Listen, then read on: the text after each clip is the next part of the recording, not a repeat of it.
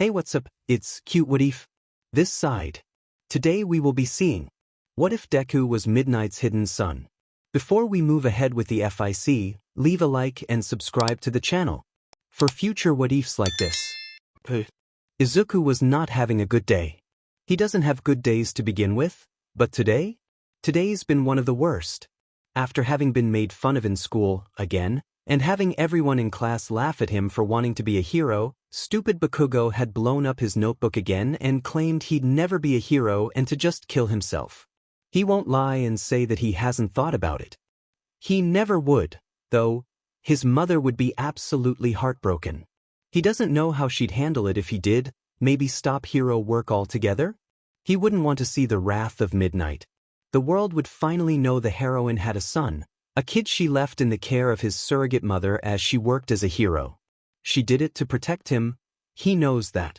People didn't know that the R-rated hero, Midnight, had wanted a child immediately after she graduated from UA. After all, who would think someone whose entire theme oozed SEC appeal to want to be a mother, destroying her body, in the process? People would have speculations that she wouldn't be a good mom because of her behavior and personality. She didn't have time to carry a child while trying to jumpstart her career, but she wanted a kid. She'd always wanted one. He'd been the product of a sperm donor and Midnight, given to a surrogate mother he loved dearly.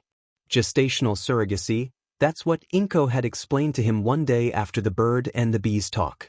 He knows that Namuri loves him dearly. He knows that.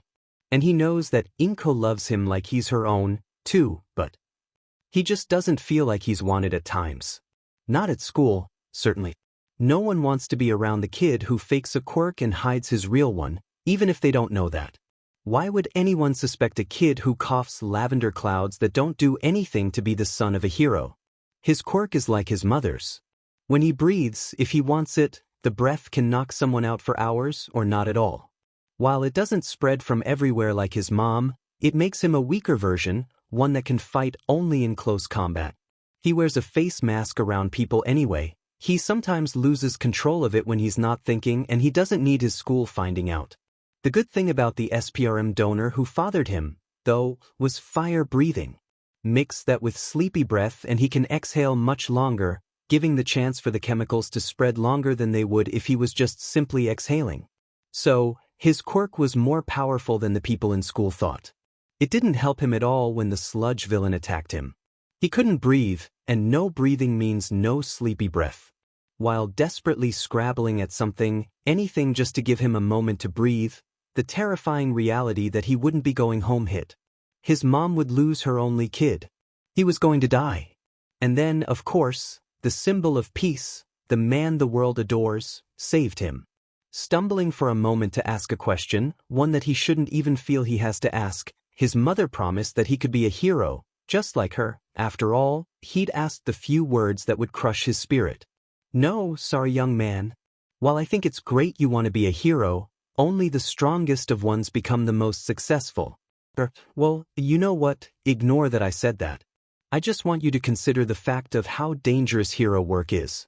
Without a strong quirk, well, think about how you'd be a liability in moments. It's good to have goals, and with every quirk there are downsides and great aspects to it. Just don't feel bad about becoming a doctor or policeman instead.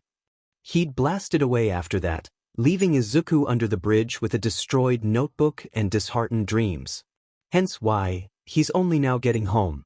The Midnight Boys have probably been ordered by his mom to search the city from top to bottom. He was supposed to be home hours ago, after all. Mom? I'm home. He pushes the apartment door open, hit with the comforting smell of the apartment he'd only finally moved into when he turned. A loud crash from the other side of the apartment means that she's running as fast as she can to get to him. With a grimace, he drops the disgusting backpack on the ground and kicks off his tattered shoes. He's just tired today. Tired and disappointed. Oh my God. Oh, Izuku, sweetie, you're okay? His mother practically flies around the corner, manicured hands covering her mouth, as she continues her run towards him. He sees the way her eyes flick from the sludge caked in his black hair to the scratches on his face and the singed shoulder. He sees the anger start to swirl in the blue eyes he inherited as one hand gently reaches up to brush some dirt off his cheek. Darling, what happened? Because I'm not letting this go on any further. I did what you wanted and didn't get involved, but Izuku, you're getting hurt. You're getting hurt, and as your mother, I shouldn't let that happen. It's nothing.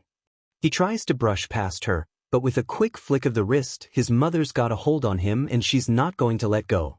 Not until she gets answers. Izuku, I asked what happened. The stupid torrent of thoughts in his head has only grown louder after the sludge incident, when All Might's punch shattered the villain and left Izuku with a ringing in his ears that hasn't gone away.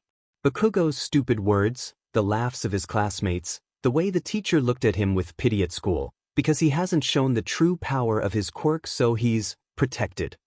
I got made fun of at school today, like every day, because my quirk seems useless because I'm lying about it, like I have for years.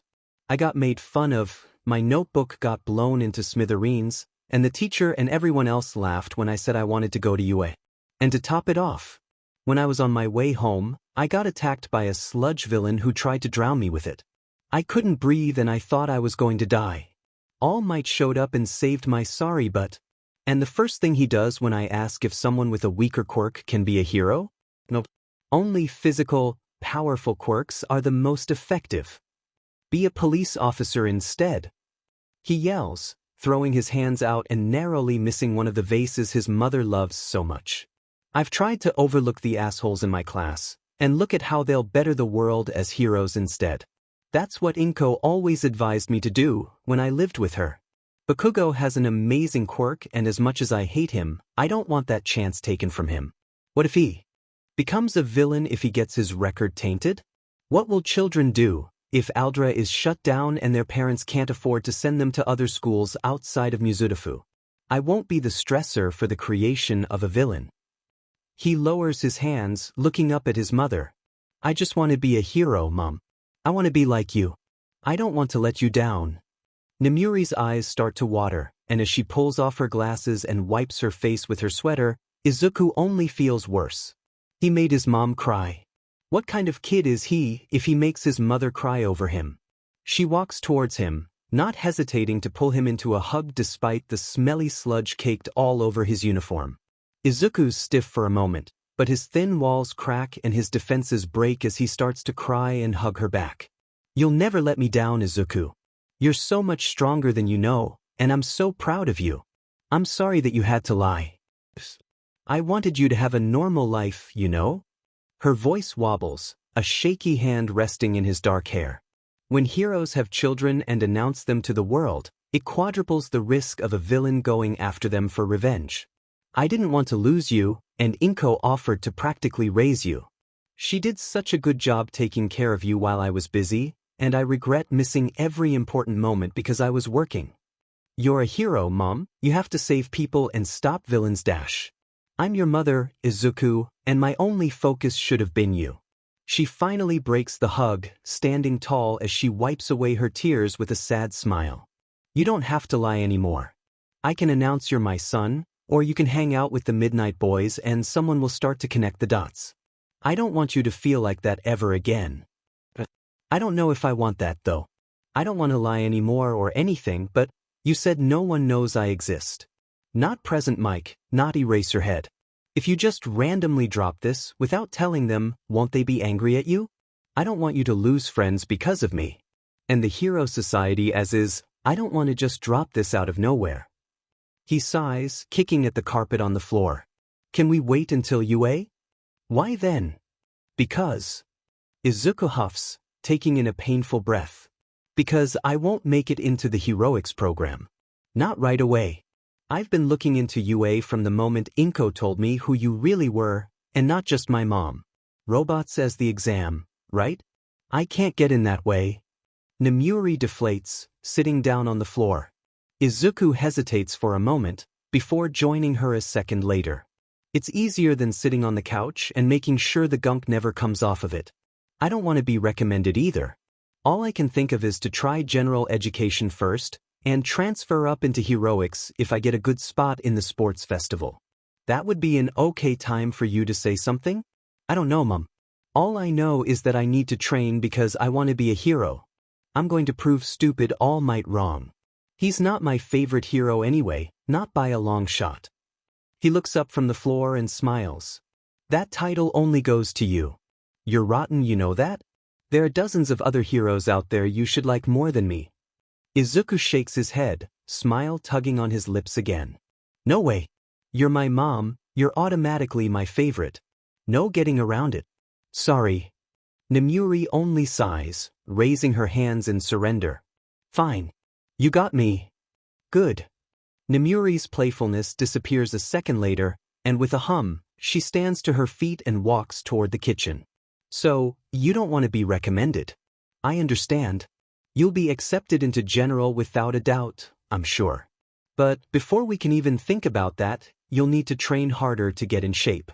I know you're exercising now just to keep up with the Midnight Boys, but I'll have to ask them to amp it up. You can't get into you looking like a stick. What will that say about my parenting? It's not my fault I got your body physique. Gosh.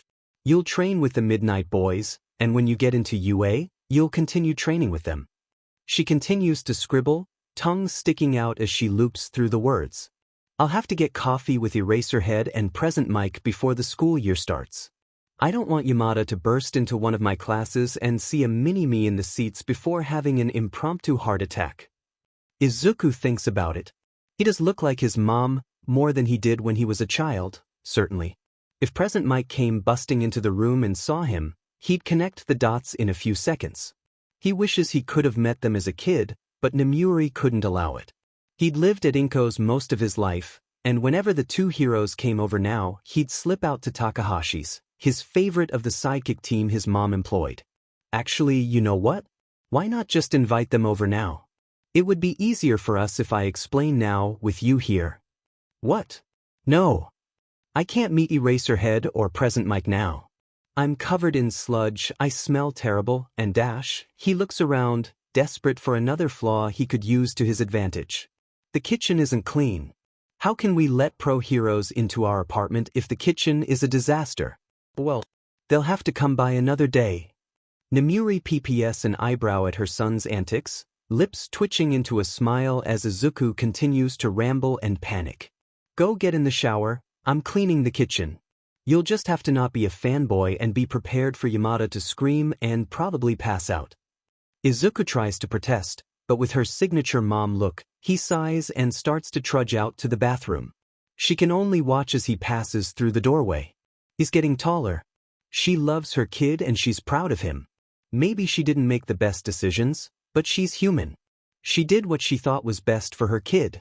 You can't ask for more than that. Yamada? Can you and Aizawa come over in about an hour? I kinda have something important to tell you both. Izuku finishes ruffling his hair with a towel, humming some song as he peers into the mirror. The scratches aren't going to leave permanent marks, thankfully. It would be the one flaw on his face that prevents him from looking exactly at his mom. Looking at pictures from her high school days, he couldn't find a difference. He even has a beauty mark like her, one that he's proud of. Scratches would ruin that. Only bad thing that comes with looking like his mom and having her genetics is that his vision isn't the best. Wearing contacts at home is an unnecessary pain that he refuses to deal with, so glasses it is. Whether or not he uses either ways, he's still got terrible vision, and it's a curse that can't be fixed. It's not that bad, anyway, just annoying. Enough looking in the mirror though. He pulls the random t-shirt on, humming the same melody as he walks out of the bathroom and into the cold air of the rest of the apartment. He's pretty tired. If his mom was serious about inviting his two favorite heroes, the two that she's friends with, he hopes they arrive soon. Fighting for your life can wear you out, surprisingly. Hands lightly tracing down the hallway walls, he walks through the decorated area while following the light of the living room. Today was bad, and the talk with his mom was even worse, but he feels better. After getting it off his chest, he doesn't hurt as badly anymore. He knows his mom is trying her best, and as a hero with an image that she has to uphold, there's only so much she can do. And she was just trying to protect him. Yawning, he steps out of the hallway and starts to cross the wooden floor toward the kitchen, only to realize that his mother and the two heroes were on the couch, each staring at him with varying levels of shock before nervousness cracks his mother's pitiful mask. So, I have a lot to explain, but her voice is high because she's nervous, as Present Mike frantically looks between the two. I'm Izuku Kayama. Please don't be mad at my mom. She only kept me a secret to protect me. The words fly out before he can filter them properly, each one higher pitched and stressed than the last. Damp hair flops forward as he attempts a shaky bow, glasses sliding down the bridge of his nose. Present Mike looks between the two of them again, unbelieving gaze flying from the sheepish Nemuri to the trembling boy bowing beside her, to Aizawa. You broke him. Thanks a lot. The last thing Nemuri expected was for Izuku to appear in the living room. She'd shot him a frantic text to not walk out here, but her guess is that he didn't have his phone. He'd stumbled into the living room, and the look on his face and Yamada's was almost comical. And then he spilled everything. What? What the foo dash? Yamada is cut off by a hand slapped over his mouth, as Aizawa's gaze flickers over to Izuku. He's a kid, idiot. Watch your mouth. As I was saying, I know I have a lot to explain, and Nemuri cuts in before Yamada spontaneously combusts, gaze dropping to her lap, nails chipped of polish from her nerves. You have every right to be angry with me after I talk. I did some things that probably weren't the best, but I thought it was the best way to protect him. She pats the space next to her, and Izuku hesitates for a split second before scurrying over and sitting down with a quick huff. I wanted to be a parent as soon as I graduated. I've always wanted to be a mom, and I know how uncharacteristic that sounds coming from me, but it's the truth. I knew, however, that as soon as I graduated, that I couldn't become a mother the way most people do. I had to make sure my career, my life as a hero, was secure before I could even consider bringing in a new life. So, I looked and I found a surrogate willing to help. She sighs, hand reaching up to brush away stray hair from her eyes. I should have told you too, and I'm sorry. But as an expectant mother, I knew that I had to protect him above everything. I didn't want to bring him into the world of heroes. I didn't want him to grow up in spotlight and have people wanting to try and kidnap him. My entire persona at that age was SEC appeal. If I brought out a kid into it all, I wouldn't have been able to keep my career. I know I should have told at least you too, but in a scenario where anything happened, I wanted no knowledge of my son to exist. The only ones who know are his surrogate mother, who raised him while I worked, and my sidekick team because when he was older, I couldn't leave him with Inko all the time. Izuku leans against her shoulder, troubled eyes searching hers as she pecks his forehead quickly. I understand if you're angry. We're close friends and I should have trusted you with this. You probably could have helped me raise this stinker better. You raised me just fine. You and Inko both. Izuku cuts in, before she can say anything else self-depreciating. So. God, hold on. I need a minute. Just a minute. Yamada rests his head in his hands, blonde hair inching out of the hurried bun he'd put it in. This is just a lot to take in. Good. Nemuri, you're and he looks just like you. The yell shakes a few of their dishes, and Izuku winces as one of the vases falls to the ground with a crash and shatters. That was one from China, bummer. You aren't angry? Neither of you? Irritated, maybe, but the world of heroes is different for me than you. I understand why you'd want to protect him and keep him away from the life you live. You're a parent, it's your natural instinct to protect him. I didn't ever think this would happen, but no, I'm not angry. Shocked, concerned, maybe, but I know you acted the best way you know. I couldn't be angry at you for that. Aizawa says, voice gentle as Nemuri's eyes start to water. Shoyuta, I don't just deserve forgiveness just like that. We're best friends, we have been since school, and I kept something about me secret from both of you for years. What would have happened if I died in duty? Inko would be slammed with raising him fully. If I'd told you earlier, and something had happened, he would have had someone to go to. But nothing happened. You made the right decision off the top of your head. And I'm not here to judge you for that, I'm your friend, not your interrogator. He rolls his eyes, so shut your mouth with your self-depreciating talk because from what I can see, your kid loves you and you raised him right. Kankiwai. And you're back. He sighs, rubbing his temples before turning, unimpressed gaze snapping to Izuku. What do you want to do in life, kid? Izuku startles to attention, posture going stiff as his eyes scream panic. Well, I want to be a hero. I don't have one of the best physical quirks out there, like, at all, but I still want to be a hero like my mom. Putting people to sleep doesn't seem like much, but I'm going to make it something powerful, just like Mom did. Aizawa opens his mouth to ask another question, but Izuku's beaten him to it. From what I know now, my quirk is basically just like my mom's. All that's different in the way it's released is that I can only breathe it out through my mouth, but its effects are the same. I put people to sleep, and from what we've been experiencing with. His face goes dark, fingers clenching the fabric of his pants. I can make them sleepwalk and control what they do while they're asleep. I don't know if my mom could do anything like that, but that's what somnambulist literally means. Sleepwalking, sleepwalker.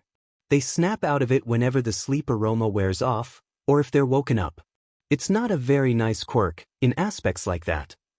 Nemuri sighs, ruffling his hair once as Aizawa goes quiet. Yamada looks like he has a million questions he's dying to ask, but before he can, Aizawa asks something else. Where you planning on going if you want to be a hero? I'm shooting for UA. I certainly won't pass the heroics entrance exam, but I'm going to go through general education first. After that, I'm going to win the sports festival, and I'm going to transfer into one of the heroics classes, so. The fierce look in his eyes takes both pro-heroes back to their high school days, when Nemuri first found them on the roof. Be prepared for if I land in your class. The silence that follows is only a few seconds long, before present Mike chimes in enthusiastically. The little listener has got some serious spunk. Oh, kid, the stories I have to tell you about what your mother got into at UA. Oh, the memories. She was something else, always infringing rules, and her first hero costume, phew. She was the reason they had to enforce costume regulations. I'm sure she hasn't told you any of the things we got into as kids, no siree, but lucky you, I remember a lot. He yells, fists punching the air in excitement. Izuku's confidence melts away almost instantly, but the curiosity stays as a little mischievous fire sparks in his eyes. I'm always down to hear more stories on what she did. Nemuri rolls her eyes, before standing to her feet and walking towards the kitchen. She doesn't have to look back to know that Aizawa is following her. She feels like he's the one who deserves the apology the most. Once they're out of sight of the two, Nemuri collects her thoughts and turns to her old friend. Thank you for listening to him talk. Apparently he met All Might earlier, and it didn't go over so well. He didn't tell me the full extent of what was said, but I can't help but feel it wasn't what he needed to hear. He's been keeping the true nature of his quirk a secret at school. Well, not really. He just chooses not to apply it, so it's not really keeping it a secret, but Nemuri. Aizawa rubs his temples, tired eyes shut momentarily. I'm not mad you didn't say anything. I tried to make that clear earlier. Your kid is right. He's not going to be able to do anything in the entrance exam because it's robots. I hate they changed the test, but there's not anything either of us could do about it, so don't you dare try to change it. It's illogical and could cost you your job. He jabs a finger at her, and Nemuri sighs, jutting out her lip in the process. I know he's right, but as a mother, it hurts that I know he won't be able to achieve his dream immediately. Not that he should. I want him to work for it and to be happy with it, but I still feel like I pushed him to this by being a hero. I don't want him to be something he's not, even if he won't tell me that. His wants are something I want to give him, and I can't do that anymore. He's growing up and can make his own choices now, like how he wants to wait until the sports festival to reveal his parentage. Aizawa snorts, but there's the littlest bit of humor sparking in his usually apathetic gaze. He's like you, definitely. Does he understand how many kids are going to want him out of the competition when it gets announced? In front of thousands? There's no reasoning with him on this. I made him keep his true identity a secret for years. The least I can do is let him announce to Japan who he is, in front of thousands of people, like the absolute drama queen he is. I know he seems shy, but he gets better if you get to know him. He's a good kid. I don't doubt it. Izuku comes sliding around the corner of the kitchen in his socks, barely able to keep standing with Yamada right on his heels. You never told me you were the one that practically forced Eraserhead to become a teacher. Nemuri immediately shifts from serious talk to adoring mother, catty eyes glancing over at Aizawa playfully. Well, present Mike was already going to teach, so dash. I mean honestly, that's so cool though, because he's super stubborn and doesn't take shit from anybody, and the fact that you just basically bullied him into the position says a lot about you, Mom, and I still can't believe you managed to pull it off, but that's a good thing, since he's the best teacher UA has at this point, and dash. Wow kid. I'm standing right here. Present Mike deadpants, and Izuku whirls around, glasses slipping down his nose further as his hands start to flail. No! No, I didn't mean that you're a bad teacher, just that you're a good teacher, I bet. I've never seen you in any classes or anything, but I'm sure you are. I'm just dash, he blushes, covering his face with his hands. Never mind. Forget I opened my mouth. Nemuri ruffles his hair as he has an internal crisis, gaze meeting the eyes of her friends. She's a mother, so maybe the feeling of concern about finally opening up about her personal life will always stay. She doesn't know. But she feels better now that she knows her best friends know, and that they're not incredibly angry about her well-meaning secret. She's always wanted Izuku to meet them anyway. And from their interactions so far, she thinks it'll only get better from here. Shoyuta isn't going to say that he wasn't irritated by Nemuri's news at first. When a kid walks into the room looking like the spitting image of your best friend, all rational thoughts tend to fly out the window. Especially for Hisashi. But then Nemuri told her reasons why, and the kid had talked for a few minutes, and he doesn't feel as irritated anymore. The kid was smart, his quirk wasn't inherently powerful physically, and he wouldn't have been able to make even a dent in the heroics exam. Going through general education is a smart decision. He'll make acquaintances there and be pushed harder to do better. If his quirk is as powerful as it sounds, the sports festival will definitely be interesting to watch.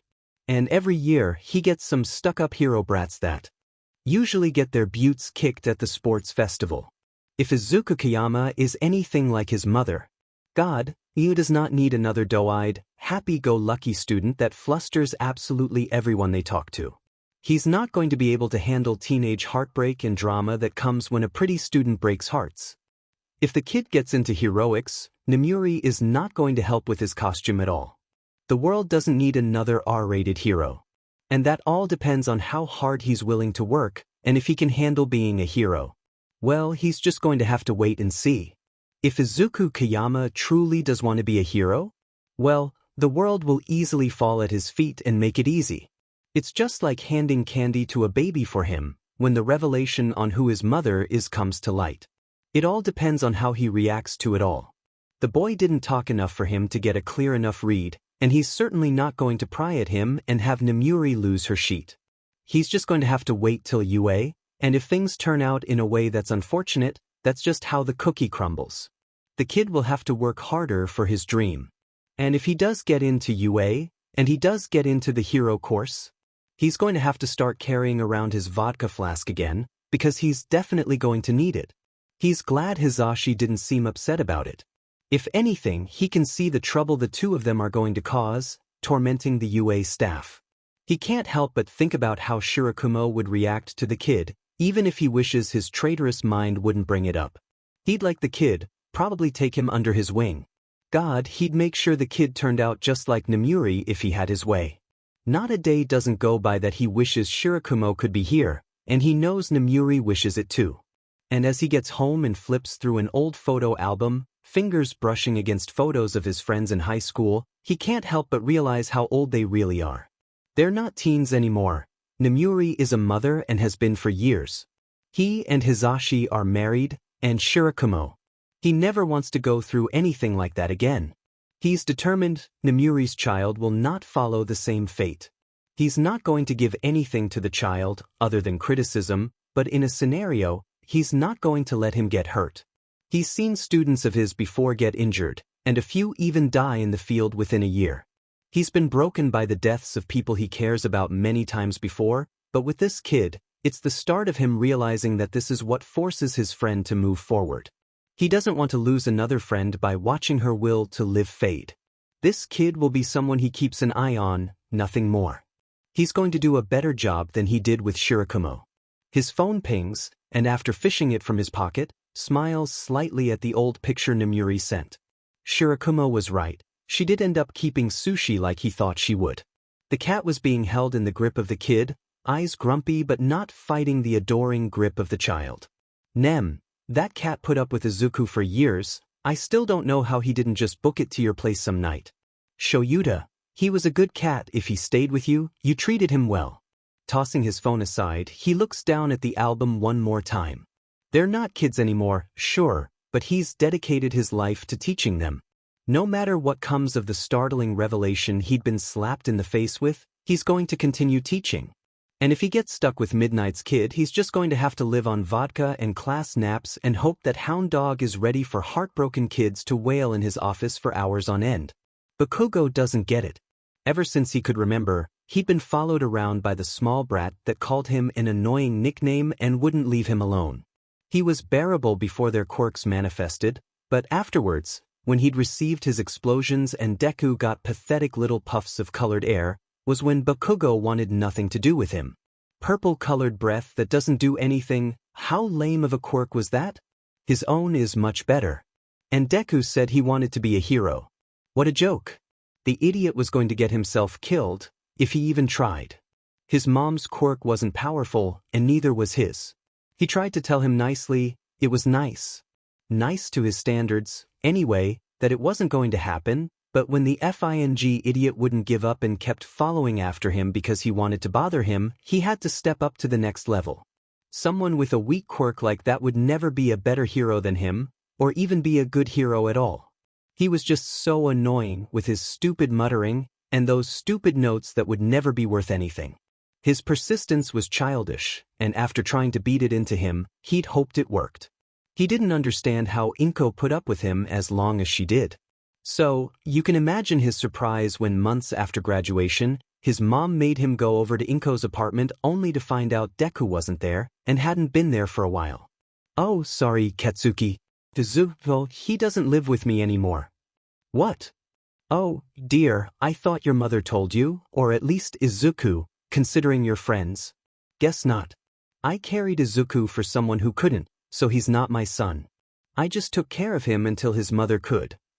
She smiles, a smile that for the longest time Bakugo thought Izuku inherited. Oh, thanks, sorry for bugging you. The words feel strange on his tongue, heavy and weighted as confusion clouds his head. What does she mean? Deku isn't her kid. Now that he thinks about it, actually thinks, there's not an entirely strong resemblance. He'd always thought Izuku's hair was black because of his dad. Maybe that's right. He doesn't know anything about Deku, like he thought. The stupid little brat that had clung to him like glue had kept everything about his true life secret, when he always told him everything he could about his quirk and how he just knew ways to make him better, as if he wasn't the best already.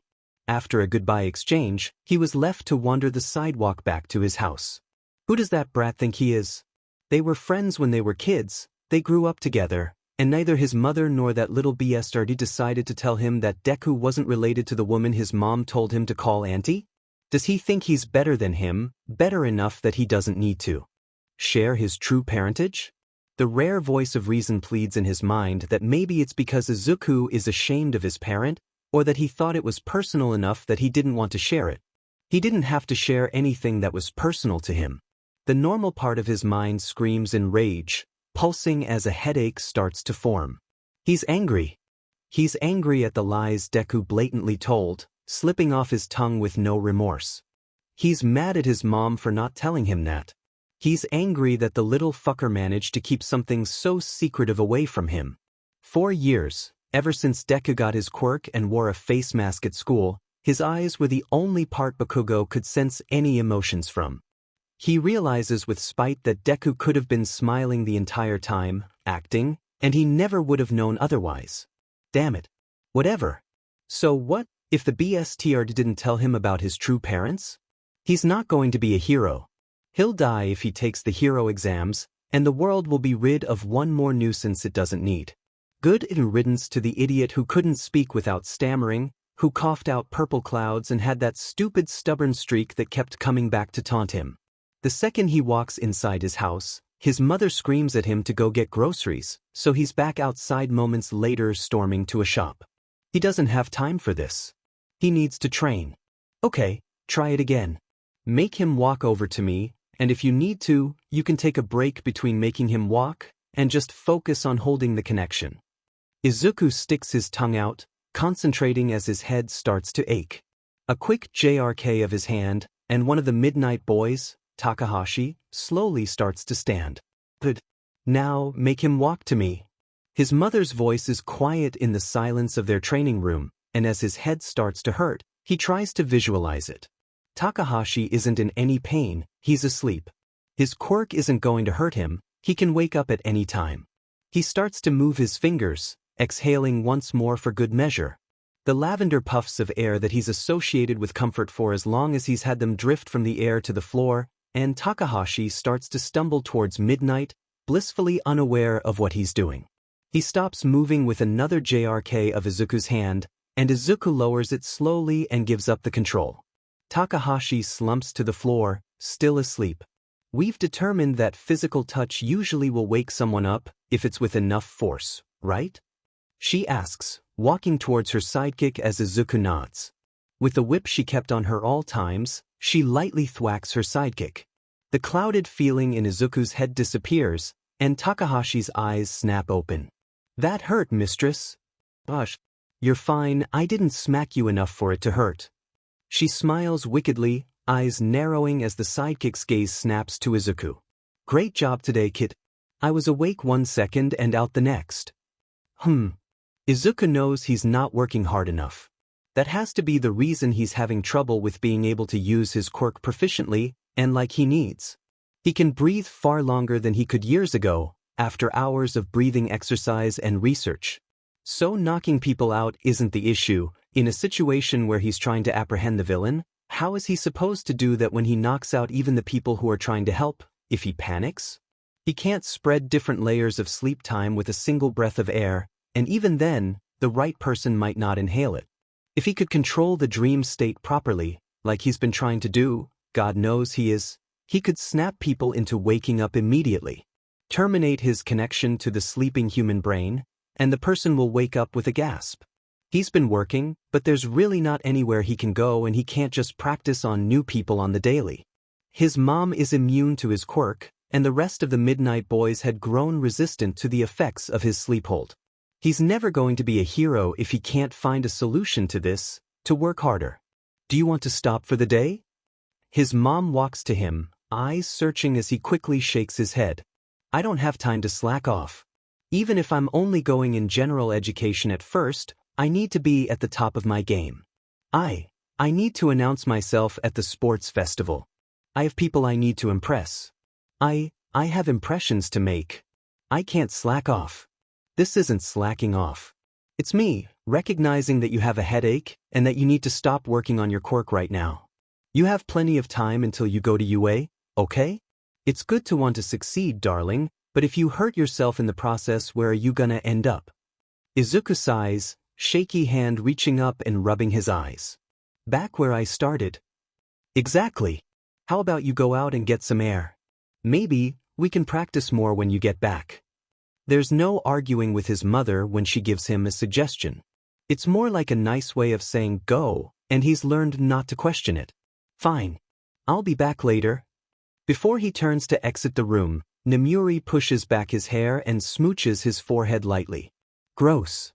She gasps, playfully swatting at him as he ducks with a smile. I'll be back later. Love you. She responds to the sentiment with a wide grin, and he walks out of the training room to the kitchen. There's not much he really knows to do. He's definitely not going anywhere near his old school, and he doesn't want to go too far from their apartment. Being almost suffocated by a sludge villain makes him far more at ease to be close to home. He could always visit Inko, right? Her apartment isn't that close to his school. All he'd have to worry about is Bakugo, but the odds of them running into each other on the sidewalk are slim. He's not going to purposefully walk by his house anyway, not by a long shot. He likes the shirt, he'd rather not have it burned. He'll go visit Inko. It might be lonely in that apartment now that he's gone. That's selfish, and he shakes the thought from his head in a matter of seconds. Okay, to Inko's it is. He reaches for his face mask, only to hesitate. He's not going to be at school, and no one's going to stop him in the streets, right? His hand hesitates over it for a few more seconds, at the mask that he knows as safety, and makes up his mind. He can't rely on it forever. When he gets to UA, he's not going to wear the mask. He has to be able to face the world without it, because soon enough, they're going to know who he is. Kayama, his face is something people are going to critique. He has to be able to get over his fear, and let go of the object he feels is safety. Making a quick run to Inko's and back is practice enough. He walks out of the kitchen, determined footsteps echoing off the floor as he walks to the front door.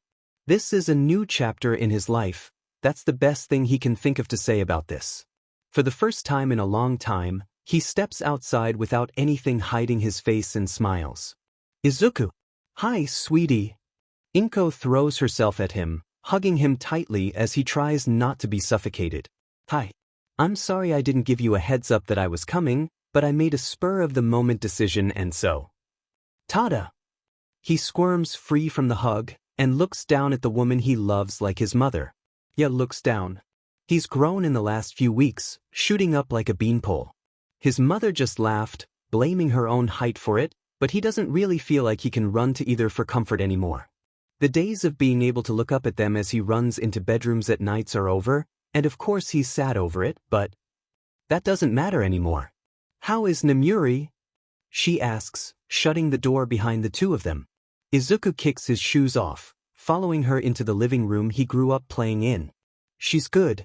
She's already griping about how she's going to hate dealing with the staff at UA this year. I'm not supposed to say anything, but I doubt you're going to go preach it anywhere, but All Might is supposed to be teaching this year. Mom already says she wants to die thinking about it. You know how dramatic she is. Inko nods. She knows exactly how dramatic Namuri is, because Izuku is just as dramatic, if not worse. Not that she'd tell him that. She has dozens of videos of him acting as dramatic as a child could be. You're planning on going to UA too, right? Izuku nods, the worried little feeling he'd been hoping would go away coming back full force. I won't pass the heroics exam, though. I'm not going to even take it. The best thing to do is just go through general studies and transfer into heroics later. A longer path, but hey, it's good for me anyway. Isn't Katsuki going to UA, too? Does that mean you'll be stuck in a class with him? Unfortunately, Inko's question is something he's been worrying about lately. Bakugo is obviously going to pass the exam with flying colors, and when Izuku himself transfers into heroics, it's possible he'll land in the same class. I don't want to think about it. If that happens, I'm just going to have to put up with it, I guess. He pulls his legs onto the couch, wrapping his arms around them. Worst case scenario, I can just knock him out for a little bit. I just hope the teachers don't hate me or anything if I do it. A hand slaps down onto the couch, and Inko sits straight in her fury. If they do, they're going to have to deal with your mother and I. And it won't be pretty. Izuku shivers. He doesn't doubt it. I love you, Inko. Oh, I love you too, sweetie. He leaves the apartment an hour later, hands in his pockets and eyes tired. The fatigue from earlier set in, and he can barely stop from yawning as he walks through the streets. Oi! Oh no! He recognizes that voice. Don't you even think of running from me, Deku? In his experience, it's best to do so and not head for the hills. He can't run home anyway. His mom's security would end up calling the police on Bakugo, and he doesn't know how he's explained that and get Bakugo off the hook. So, he stops walking and looks up from his feet. Bakugo's stomping towards him, grocery bags in hands, before he momentarily pauses. Izuku can see the confusion flash over his face, and it hits him like a brick. He's not wearing the face mask. Bakugo hasn't seen him without it for years. It must be a shocking sight, if he stopped his angry tirade to frown, puzzled. Look, hi, Kaken, but my mom is waiting for me and I kinda have to get home so by dash. That chased the confusion from Bakugo's face in a heartbeat. The snarl he saw while growing up makes its grand entrance, and he sighs. He's gonna be here for a while. Mind telling me why I went to your house and Auntie said you're not her kid? You could have been told me, Deku. Anger sparks, a feeling he hasn't let fester for months. No, I didn't have to. And I still don't. You don't get to know everything about me, Kakin. He says, voice low as he sees the footsteps approach him. His shirt gets grabbed before he can think otherwise, and he's startled to the fact that he's not looking that far up to see Bakugo. Bakugo notices it too. What did you say to me, Bithudi? That's what you are, right? Do you even have a dad? The one working abroad isn't even related to you. He taunts, smirk working its way on his face as his grip tightens. I know you're trying to get me to spill, but I'm not gonna say sheet. You aren't the boss of me and I don't have to tell you anything, Katsuki. He stills, like he'd been slapped. Now let me go. My mom needs me home. His voice slides into the pleading tone he's had to adapt in the years, because he's been scared. He's still scared, now, even if Bakugo can't do anything. There are people on the street, some sparing curious glances between the two. He doesn't let go, and Izuku can see the anger starting to spark. Before he gets a black eye or a burn, he tries to run through every action he can think of to get away. The only one he knows will work immediately is one he could get in trouble with. But it's self-defense. He just wants to get home. So, he opens his mouth, and the lavender scent floods between the two. Bakugo collapses like a limp doll, and Izuku has to think quickly. A quick flick of his arm, and Bakugo is standing straight again. Come on, let's go. He grabs the groceries Bakugo dropped, and starts to walk down the road he used to follow his ex-friend down, years ago. You know, it had been a normal day for Shinso. Not that he has a lot of them, usually, he's just trying to keep a part-time job and not have to deal with the chaos of his parents. Not today though. Today marked the 3-week PRD before the heroics exam. The exam that he desperately wants to pass, that he's just crossing his fingers that some being out there will help him with. And considering he was going to have a full-on breakdown at home and have to deal with his dads wanting to help even though they can't, because no one can understand, he left the house to bike. Biking is the one thing he can genuinely say he's good. The one normal thing, anyway. Making friends? Definite no. Being likable? Also no. Being able to ride a bike and get out of his house is his only escape because when he's on a bike, he can forget what he's been handed by the universe. It's just him, the rush of wind, and his feet pushing the pedals. He's never been more thankful for his quick reflexes, too, because as he approaches a neighborhood, an idiot steps straight out in front of his path. He's barely able to stop pedaling in time, and the person jumps back with a shriek. What the f do you think you're do dash? Oh my god, I am so sorry. The prettiest person he's ever met looks at him, hands flailing as he stumbles back onto the sidewalk. Shinso can't even form words.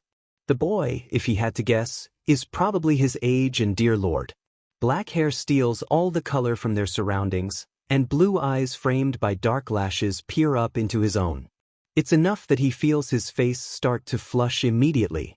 Those stupid eyes look worried, and he finally manages to tear his gaze away before he ends up getting lost in them and screwing up his words. Strangely, he gets the slightest feeling he's seen this guy before. Deja vu is a weird feeling, and he knows he's never met this person before. He'd definitely remember it. The boy blinks up at him, and Shinso looks back at his worried face that screws into a grimace as he waits for his answer. He has a beauty mark. The boy's eyes glance towards the ground, cheeks pink, and Shinso realizes he's been staring. His mind finally decides to stop being gay, and the words fly from his brain to his mouth before he can think otherwise. Just watch where you're going. The boy's gaze snaps back up to meet his, and he sheepishly laughs as his shoe scrapes across the concrete. I really am sorry, I'm just tired and I wasn't looking where I was going, which I really need to do. I'm Kayama Izuku, again, I'm so sorry. Shinso Hitoshi. Just be careful from now on, don't get yourself killed. His mind is racing 1,000,000 miles a minute and he's actually about to pass out if he doesn't get away from here fast. Maybe he can talk to him, get his number? There's a cat cafe a few minutes away. He needs to visit the cats again. He knows Maki would be happy to see him. But what if Kayama doesn't like cats? That could ruin everything. He doesn't even know how to go about with this entire situation. Reality hits him like a slap to the face, though, when he hears the word quirk from a passerby on the street. This guy wouldn't even be talking to him if he knew what his quirk was. No one does. There's no use in thinking about what could happen when life has made sure he'll never find someone willing to listen or not fear him. He's had so many reactions through the years, and they were all similar. He doesn't want to go through that again. Not today. Feet aching, he starts to push off, but the boy grabs the handles of his bike. Can I, get you a coffee considering I almost caused an accident and probably would have killed your bike? Shinso wants to say yes. He really does. Kayama seems nice, and he's pretty, but that's not the reason it's not. But he's not going to befriend someone, just to have them leave. He's not going to put his feelings on the line again. No. My parents want me home. Kayama's hopeful smile drops, but a smaller, resigned one appears a second later. He starts to pedal away, and Kayama yells again for good measure. Maybe we can meet up another time, I don't know. Be safe, Shinso. Shinso won't look back, even if he wants to. This was just a roadside encounter, one that he'll forget about in a few days. Nothing could have come from this anyway. Nothing ever does. Izuku watches the guy with great hair bike away, and he feels pretty proud of himself.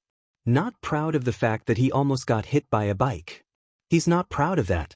But he talked to someone without his mask on and he didn't screw up. That's a good start.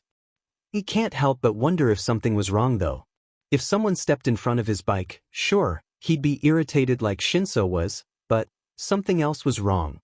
He seemed willing to talk to him for a few seconds, but then biked away without another thought. Hopefully it wasn't something he did. Coffee is never anything offensive, right? He shakes his head, clearing the thoughts away as he continues to go home. There's no way he's going to be able to train tonight, not after having to exhaust his quirk while walking stupid Bakugo back to his house. The best thing to do is just go home and sleep this off. He doesn't have time to dwell on 5-minute interactions, not when he's got a plan he has to follow with multiple steps that still make his head spin. He doesn't have much longer to prepare, and the sports festival happens so soon in the year that he has to make every second count. It doesn't matter that the sports festival isn't the only shot into the hero course. He doesn't know if he could uphold the almost perfect grades required for a transfer. That's happened so few times in UA history that he doesn't want to try and risk it. He starts to run, huffing as one foot goes in front of the other. He needs to make his mother proud. Coffee with dudes you almost give heart attacks will just have to wait until after he's in the hero course. It's foolish to think that out of every passerby he runs into that they might want to go to UA, but he can't but help wondering about it anyway. Shinso Hitoshi, a name that matches the mystery around him as he biked off. Izuku wants to know more about him, but given the fact he wouldn't even stick around, he's not sure if that would have happened. He can't do everything he wants. His mom is worried enough as is. His dreams take a dark turn as the day approaches. Normally, sleep hasn't been an issue for him. Despite his mother's bloodline and quirk, sleep was as easy as it was for everyone else. Insomnia was new and scary if he's being honest. He hates dreams. Dreams trap you, and sometimes, you can't make them end. Being trapped in your own head for an indefinite amount of time, with whatever the human mind creates, is terrifying. And lately, he's been having dreams about everything falling to pieces around him. His mother leaving him, the world rejecting him, everything he's ever held dear turning to dust. Failing this exam, ruining his chances to go further and show the world what he's made of. What would everyone think if Midnight's kid was an absolute failure? A kid nothing like his mother, and never able to continue the illustrious path she's set out for him? He can't stay under wraps forever. His mother had already contacted the HPSE, his little announcement at the sports festival was approved. If he screws up and doesn't pass the general studies exam, they're going to make Midnight release the news anyway. Society would blame her. Of course they would. She kept her kid a secret from the hero world. If he did well, they'd praise her for it and applaud her methods. If he failed, they'd blame his mother. So of course, the day of the general exam, he's running on 2 hours of sleep and just wants to cry. Izuku? Are you feeling okay? His mother places her cup of coffee on the table, walking towards him with a palm extended to feel his forehead. I'm fine. She stops, watching as he brushes past her to pull the milk out of the fridge. Oh, okay, well, do you want me to make you breakfast before we leave or dash? I'm good. He's being snippy, he knows.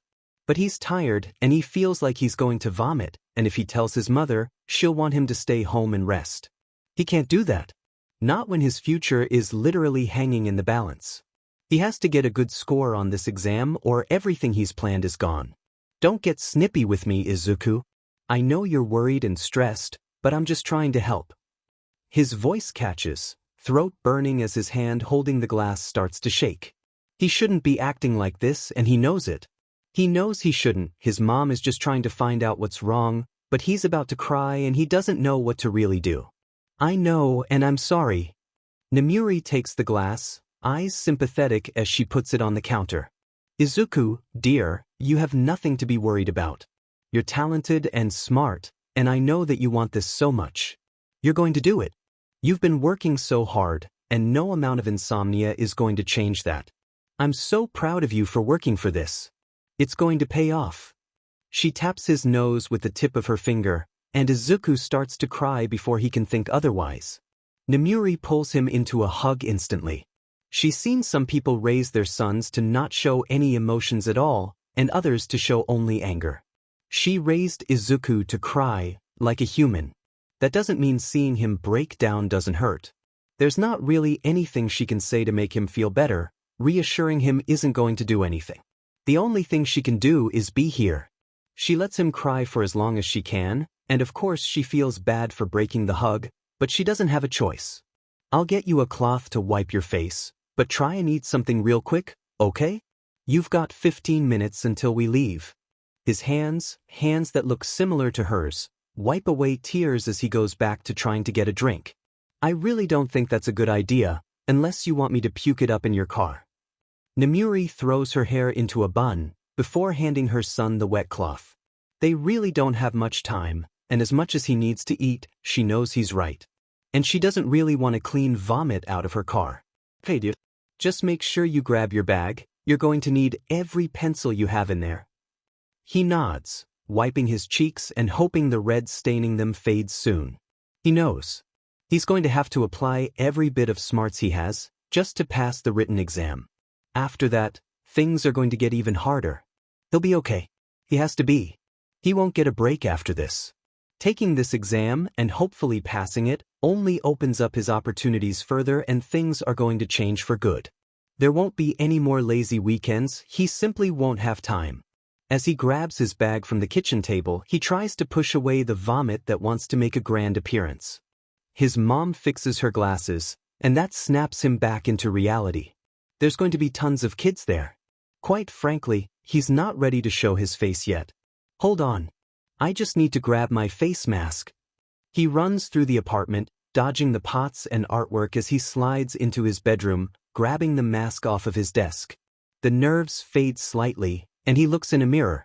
This is the face of someone who's going to be a hero, no matter what others say. His mom believes in him, and that's all he needs. He just has to keep a level head in the exam, and he's going to be fine. He's going to be fine. He runs to the bathroom, mask getting tossed to the floor a second before he pukes his guts up into the toilet. Shinso walks through the UA gate, hands shoved in his pockets. He's nervous. He's not going to lie and say he's not.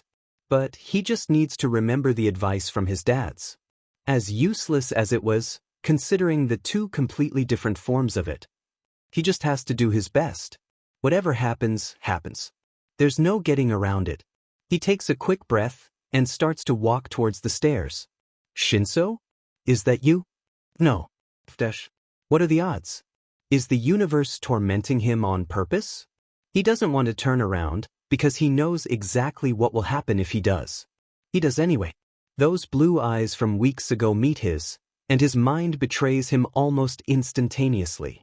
You remember me, right? He's not going to answer that question. Who could forget someone they almost hit with a bike? Kayama, didn't expect you to be here. The boy flushes and adjusts the face mask hiding his smile. Well, I decided I'd aim for general education here. It's one of the top schools in the world, after all, and I need a good education. He wants to get away and leave this conversation. He doesn't want to stick around this guy. I'm trying out for the hero course. I'll see you around. He doesn't hear the rest of the words Kayama says, and it's for good reason. If he has to sit next to him during the written exam, he very easily might end up either exploding from irritation at the universe or just die because his nerves and bitter resentment are at an all-time peak. It's going to be fine. Absolutely fine. Kayama runs, stopping beside him, and from what he can guess, smiles. He has to do everything to hold back a groan and not bash his head against one of the walls. He thinks it was a chore. Nizu had never been a teacher, but he knew the pain and gripes of his staff. The alcoholic drink corner of the teacher's lounge grew as the years passed. Being a principal was far easier, he supposes. He's not personally responsible for the growth of UA's students, but he does make sure that they're protected and that the school earns the income and respect it needs. There are always going to be flaws in work, things you don't enjoy. The Hero Commission hounding him for updates on the classes is one of them, along with the almost constant media pressure. But, seeing the students of UA start off like little cygnets, walking through the doors with wide eyes and smiles, to watching them emerge from UA like swans, confident in their powers and willing to try and save the world. That's why being a principal is worth it. He loves seeing the true potential of the students. He notices it in the first years, when he goes through the files. This year's batch of first years has incredible potential. He'd noticed it upon watching the physical exams. The written exams, though? That's where the geniuses are found. And this year? The highest score, an almost perfect 98, had him as shocked as a genius could be. What shocked him further, though, was the name of the boy and his picture. His eyes run over the picture, and he immediately recognizes those eyes. Oh, these next few years are going to be absolutely magnificent. Reaching for the PA system, he presses the button once. Kayama? Could you come to my office? The woman is at his doorway in minutes, purse slung over her shoulder and a nervous smile on her face. She knows exactly what this is about. He can see it in her eyes. Come sit down. Would you like some tea? Midnight declines, inching towards the seat with her hands tightly clenched. As she sits, Nizu hums, paws holding the folder. This student in general studies is very similar to you. I'm intrigued. His quirk, his looks, his name. That's because he's my son. You know that already, though. She cuts him off, fingers tight around her purse. This information has to hurt to bring up, especially after keeping it secret, like he can only assume. He places the file down, looking back up at Midnight. That I do. If you don't mind my inquisitive side, why didn't he apply for heroics? It's something he wonders about. The child's quirk is like his mother's. It's a powerful one, certainly, and although he knows that the kid wouldn't have passed, he still wants to know. Midnight snorts, hands relaxing. Why do you think? He would have failed the exam anyway. He's already got his plans in order. And I didn't tell him about the exam. That's giving him an illogical boost. She sniffs and looks sheepish for a few moments. He overheard a few of my sidekicks gossiping about it because I informed them on what Izuku needed to be trained in. I see. The woman across from him sighs, one hand brushing through her hair. I know you have questions. I'll answer the most obvious. He doesn't want to take advantage of my hero status or be revealed as my son yet. He's got a plan for that too. I need you to approve this as well. She pulls a folder from the purse, slamming down a form on the desk. The Hero Commission wants to know that you're aware that UA will receive a lot of attention once his parentage is revealed. The sports festival is where it's going to be said, nothing special, or big, or anything. Just Yamada announcing that he's my son in normal fashion. Nizu starts to scan through the fine print, reaching for his teacup. He sounds like a clever boy. I take it, then, that he conceals his face in some manner? It doesn't take a genius to spot the similarities between the two of you. He's worn a face mask throughout his school years. I don't know what he's going to do here, that is his choice, not mine. Nizu stamps the bottom of the paper, sliding it back to the teacher. I look forward to having him at this school. I believe the boy has a plan for the sports festival that few students succeed at, am I right? Midnight takes the paper, giving the principal a smile. You're just going to have to wait, sir. He won't disappoint, though. He sips his tea, smile growing as he glances down at the file again. I don't doubt it. The letter arrives at his doorstep, and Hitoshi knows he's failed. He barely got any points, anyway.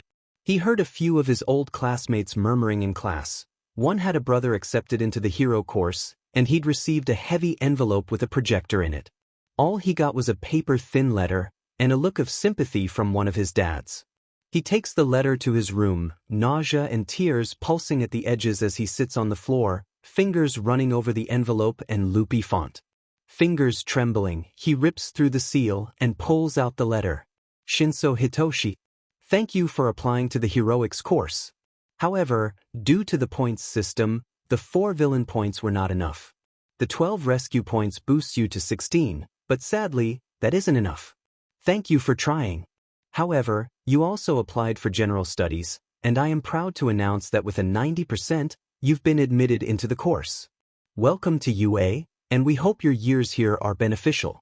Best of luck in this year. Principal Nizu.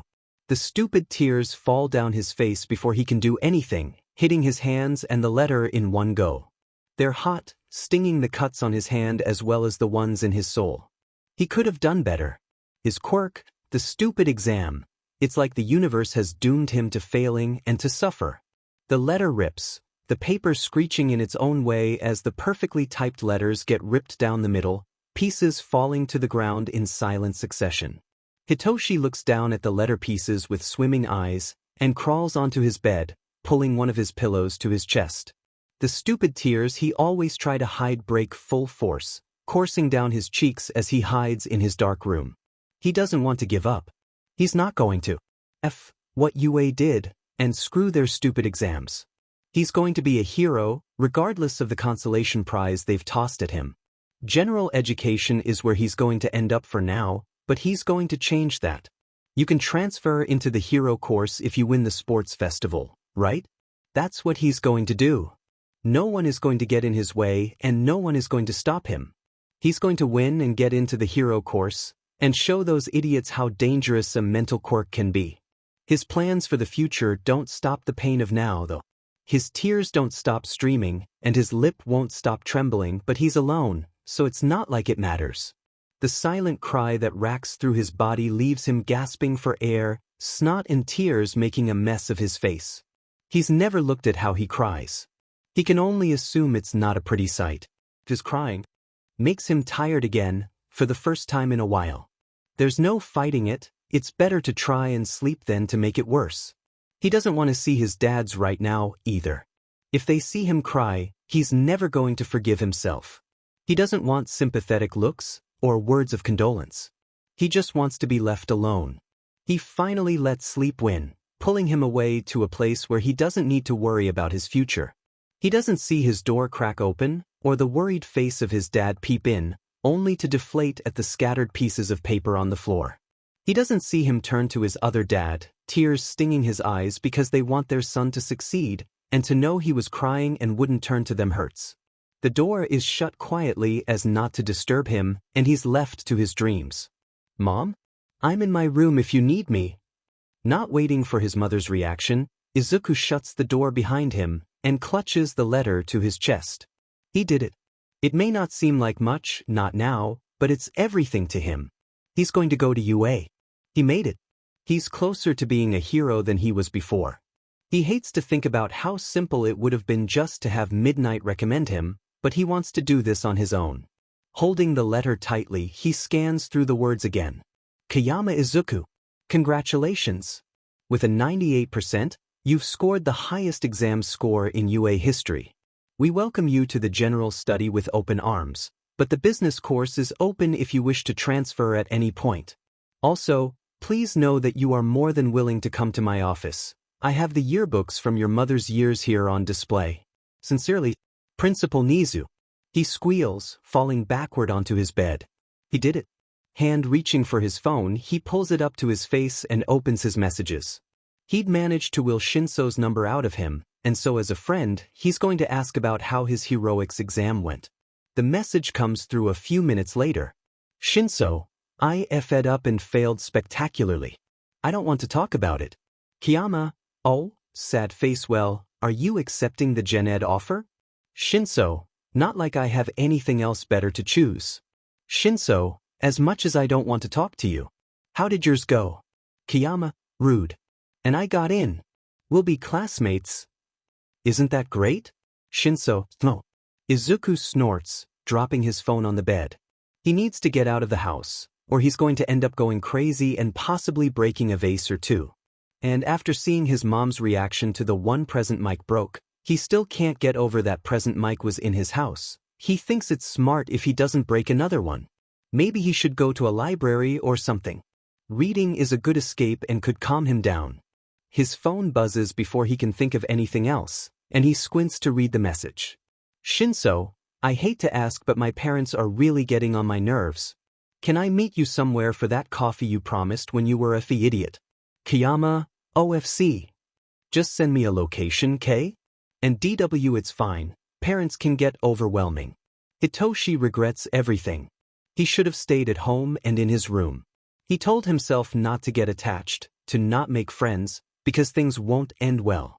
He doesn't want to see his parents, though. And if he'd stayed in his room, he'd have to come out to feed the cats eventually, and they'd pull him into a chat that he wouldn't be able to get away from. That's the last thing he needs, and it would be the one thing that would break him. Shinso. The happy-go-lucky person who decided to stick to him throughout the entire written exam has arrived, face mask on as he waves his arm excitedly. His heart speeds up, and he pushes away the stupid feeling away.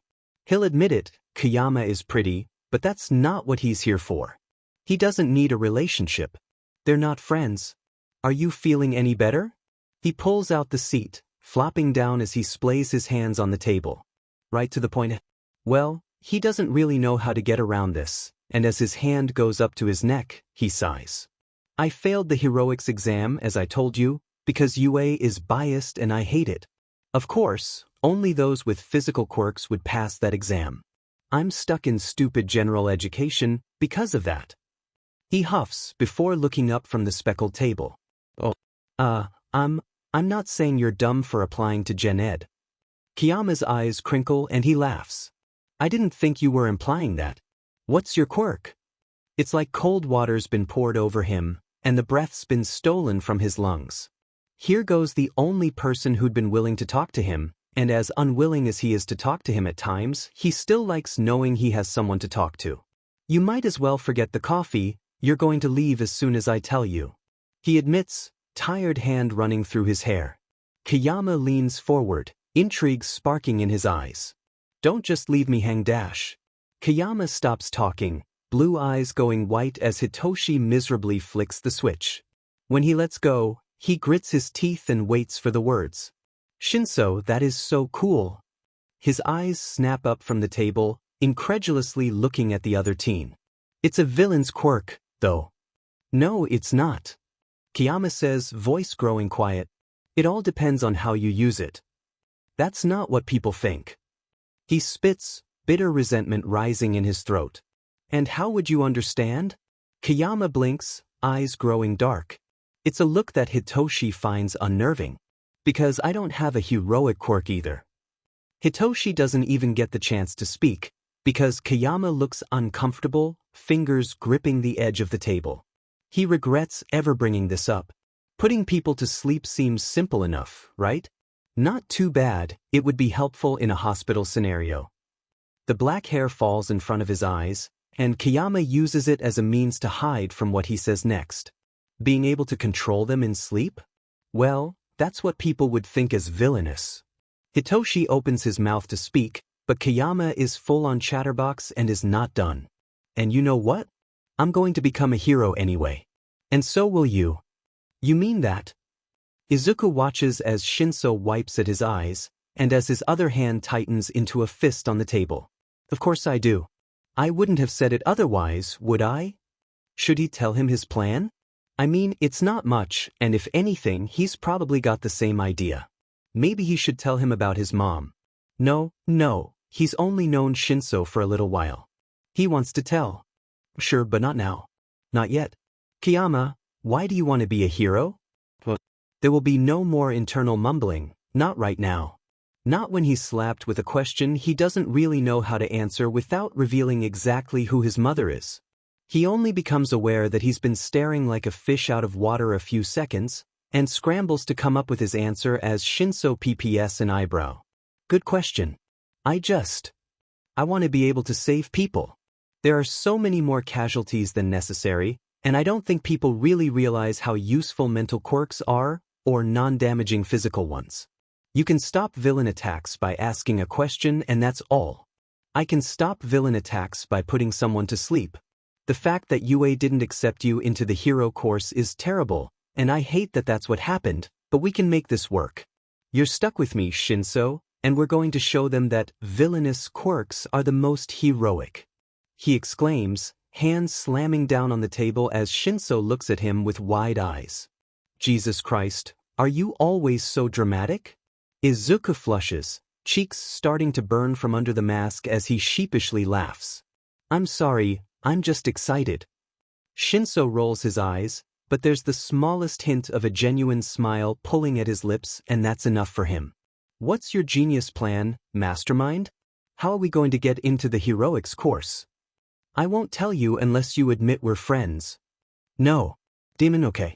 Guess you'll have to figure it out on your own. He shrugs and stands to his feet.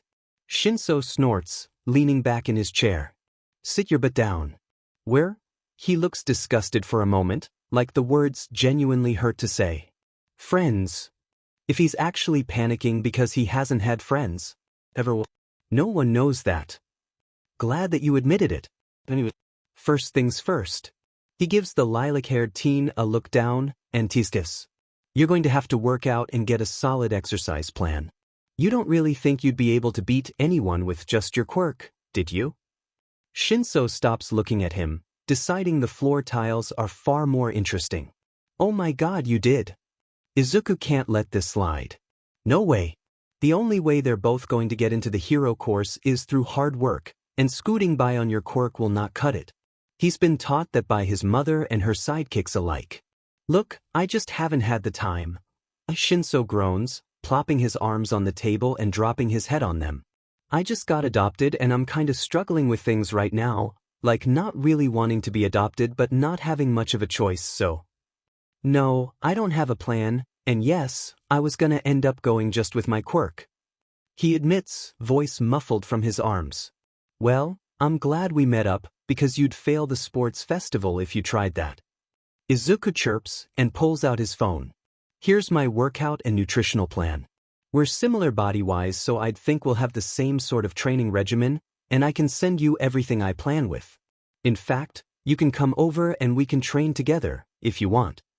Shinso thinks of training with Kayama, and has never been more thankful that he had his head buried in his arms or his face would be as red as a tomato. Maybe. Izuku hums, flipping through his plans and sending the majority to Shinso. Heck, you can practice your brainwashing on me if you want. My mom won't mind, she'll probably be working.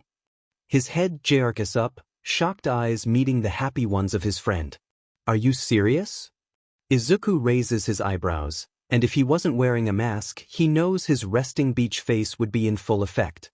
Why would I bring it up if I wasn't? Shinso flusters, one hand going to the back of his neck again as the other waves around in the air. Because, I don't know, I could literally make you do anything and dash. So could I. But do you think I would? Shinso shuts up, mind going blank for a second. He hasn't known the boy sitting in front of him for long at all, but, no, I don't think so. His hands slam against the table, and Izuku has to hold back a scream. Then why are you worrying about it? You need practice, and I'm offering it. I want you to be a hero too. We can't show you what we're made of if you don't accept the help. Even heroes need it. Shinso bites his lip, uncertain. On one hand, he does need the practice. He can't brainwash people, ever, or he'd get arrested.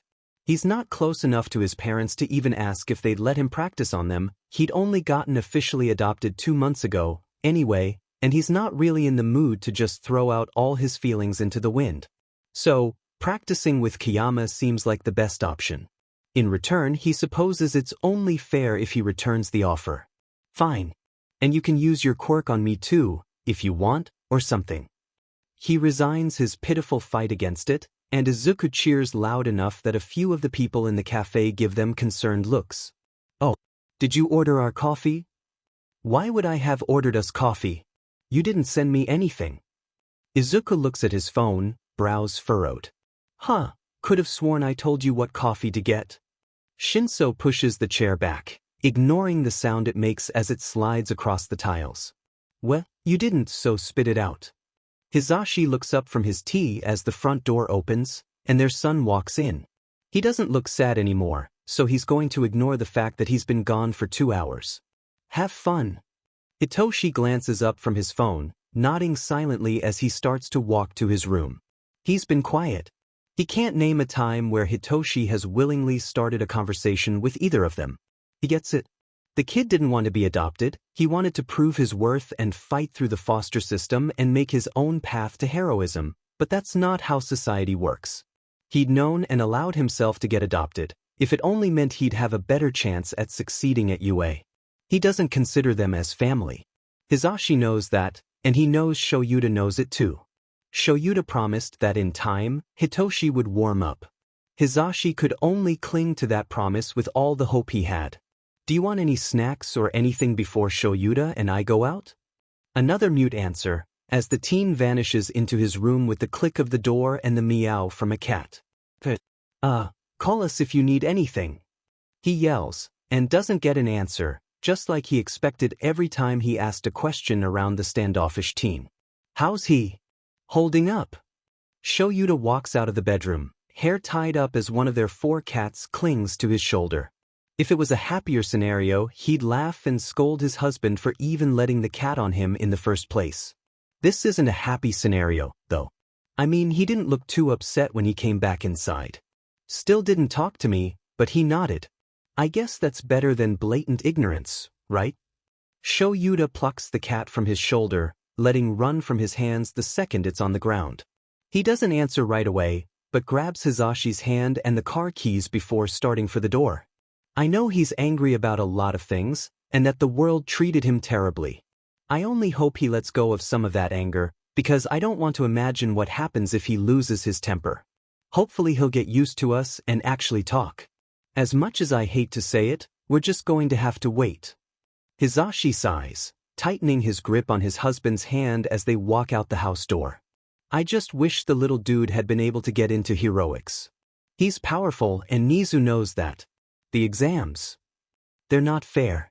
Just like how Kayama's little listener didn't even take a chance, because he knew he'd fail. Shoyuta shuts the door behind them, and they start walking towards the car. That's just how the exams are. In this world, flashy, physical quirks are what earns money and fame. Hitoshi didn't stand a chance, and neither did Kayama's kid. He unlocks the car, and you'll just have to hope that our kid does a good job at the sports festival. I'm not going to force teaching and training on him if he doesn't want it. This is going to be all him. And that's why you're going to be a great dad. You already are. Hitoshi just needs to realize that we're not against him, not like the rest of the world. Shuta's cheeks flush, and Hizashi smiles as they near the car. It would take time, sure. But certainly, things would turn around. And as Hitoshi received another stupid meme from his first friend, things already had. Izuku snickers upon sending the last meme, and shoves his phone in his pocket as he nears the abandoned junkyard in his home city. They'd stayed at the cafe longer than he thought they did, the sun is starting to go down, and he'd rather be at home than be wandering the streets at night. There's not many people wandering around at this point, so he pulls the face mask off and shoves it in his pocket, right beside his phone. He doesn't hear the loud explosion before it happens. He only hears the maniacal laughter and feels the heat from it.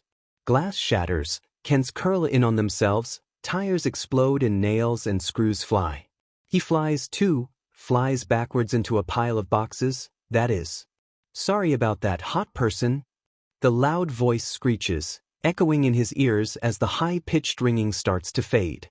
Pink is all he can see, frazzled pink, going in every direction as a girl pulls darkened goggles off of her dust-covered face. Man, This baby was going somewhere. Sorry it exploded right as you walked by. Must have hurt her? Let me see, maybe I can turn it into something defensive instead. Izuku blinks the last bit of shock away, before he stumbles to his feet and looks at the junkyard. It was disorganized and messy at first, sure, but it looks like a bomb was dropped now. Oh, I didn't even introduce myself. Hatsume's the name, creating babies is the game. He's not even fazed. When your mother is Japan's SEC symbol, there's not much that surprises you anymore. Kayama Izuku. Sorry I was in the aftermath of your explosion. I don't know if you were actually aiming for something and I screwed it up. You're good. It wasn't supposed to explode at all, but hey, what can you do? I can't get into UA's development studios yet, but when I do, that's when the fun will start. Her crosshair eyes fly across the junkyard, before narrowing in on him again. Oh, so you're going to UA too? Let me guess, support? Hatsume nods, eyes alight with excitement as her hands flail for a few moments, before clamping down on his shoulders. If you need anything in support, or if you want to help me make babies, just come to the studios. I'll win old Power Loader over. I've got a master plan ready. I'd love to make babies with you, Hatsume. He solemnly agrees, and a dangerous spark lights in Hatsume's eyes. Excellent. Here's my number. Are you in hero course or not? If you are, I can design your hero costume. I promise it won't blow up, I pinky promise. Izuku pats her hand to gain her attention again, and her eyes finally focus on him. I'm not in the hero course. She visibly deflates, lips pouting for a moment. But I'm going to be, and with your help, we'll show your babies all over the world. She yells, both fists flying into the air as she jumps happily. I like you, Kayama. She points her gloved finger in his face, eyes serious. We're going to go far. I'll get you on that hero course, and you'll use the babies from Hatsume Industries while you're at it. I'll gladly help you with any inventions you need. Hell, this night has been great. I think getting almost blown up has been the best thing to happen to me. Hatsume wipes her charred gloves on her pants, before holding one out to Izuku. Partners, right? You ready to blow UA up, one step at a time? Izuku takes her hand in his own, shaking it with a determined smile. Ready? We're gonna blow their socks off. Literally. Today really had been one of the best he's ever had. He got his acceptance letter, he got Shinso to admit they were friends, and he's coming over to his house to practice. It took long enough to get the idiot to agree, and he's made a friend in someone that's going to bring around the start of a new era in support heroes. Hatsume is someone he relates to and understands. With their plans, there's no way he can't get to the top of the sports festival and win. Hell yeah, we are. He brushes away the little bit of dirt stuck to his face and smiles. He's going to be a hero. It still hasn't said it entirely, but with each thing that continues to happen, he can't help but let the excitement get to him. He's going to make his mom proud. And he's going to show the world that he and Shinso aren't villainous people, and never will be. The week before UA flies by before Hitoshi can even blink. Before he knows it, he's getting dragged by Kayama to his apartment, as the other boy hums while they run for the elevator. The apartment is in a nice neighborhood. Hitoshi can't help but feel safe here. Surrounded by happy families that have perfect little lives. He can't help but feel jealous, either. I'm so glad you agreed to stay the night. It'll be great. Tomorrow morning we can get up and get coffee and get to UA on time. We're not hero students yet, so I'm sure they'll be a little lenient if we're late. He says, pushing the elevator button as the doors slide shut behind them. Music playing from within the elevator pushes away the nerves that Hitoshi doesn't understand. Why is he nervous? You sure your parents are okay with you staying over? It's probably because he snuck out. Yeah, that would be it if the worry worm in his gut is any indicator. Oh yeah, they were fine with it. Practically shoved me out the door. He tightens his grip on his bag, face aching as he tries to actually smile. Kayama seems to buy it, but before he can say anything, the elevator stops at his floor and the doors slide open. The hallway shines, and Hitoshi has never felt more uncomfortable as their footsteps echo across the walls. My mom is out working tonight, so she won't be here. We can raid her snack cabinet. I'll take the blame tomorrow. He mumbles it under his breath as he types the combo into the lock on the door. This entire floor is ours, so don't worry about waking any old coots of neighbors. The door is pushed open, and Kayama takes his hand and pulls him inside. The apartment looks simultaneously nothing and everything like he thought it would. There's huge windows overlooking the city as the lights glow down below. There's a lot of houseplants too, and God, how much pottery do they own? Please, the one thing I'm asking is that you don't break anything.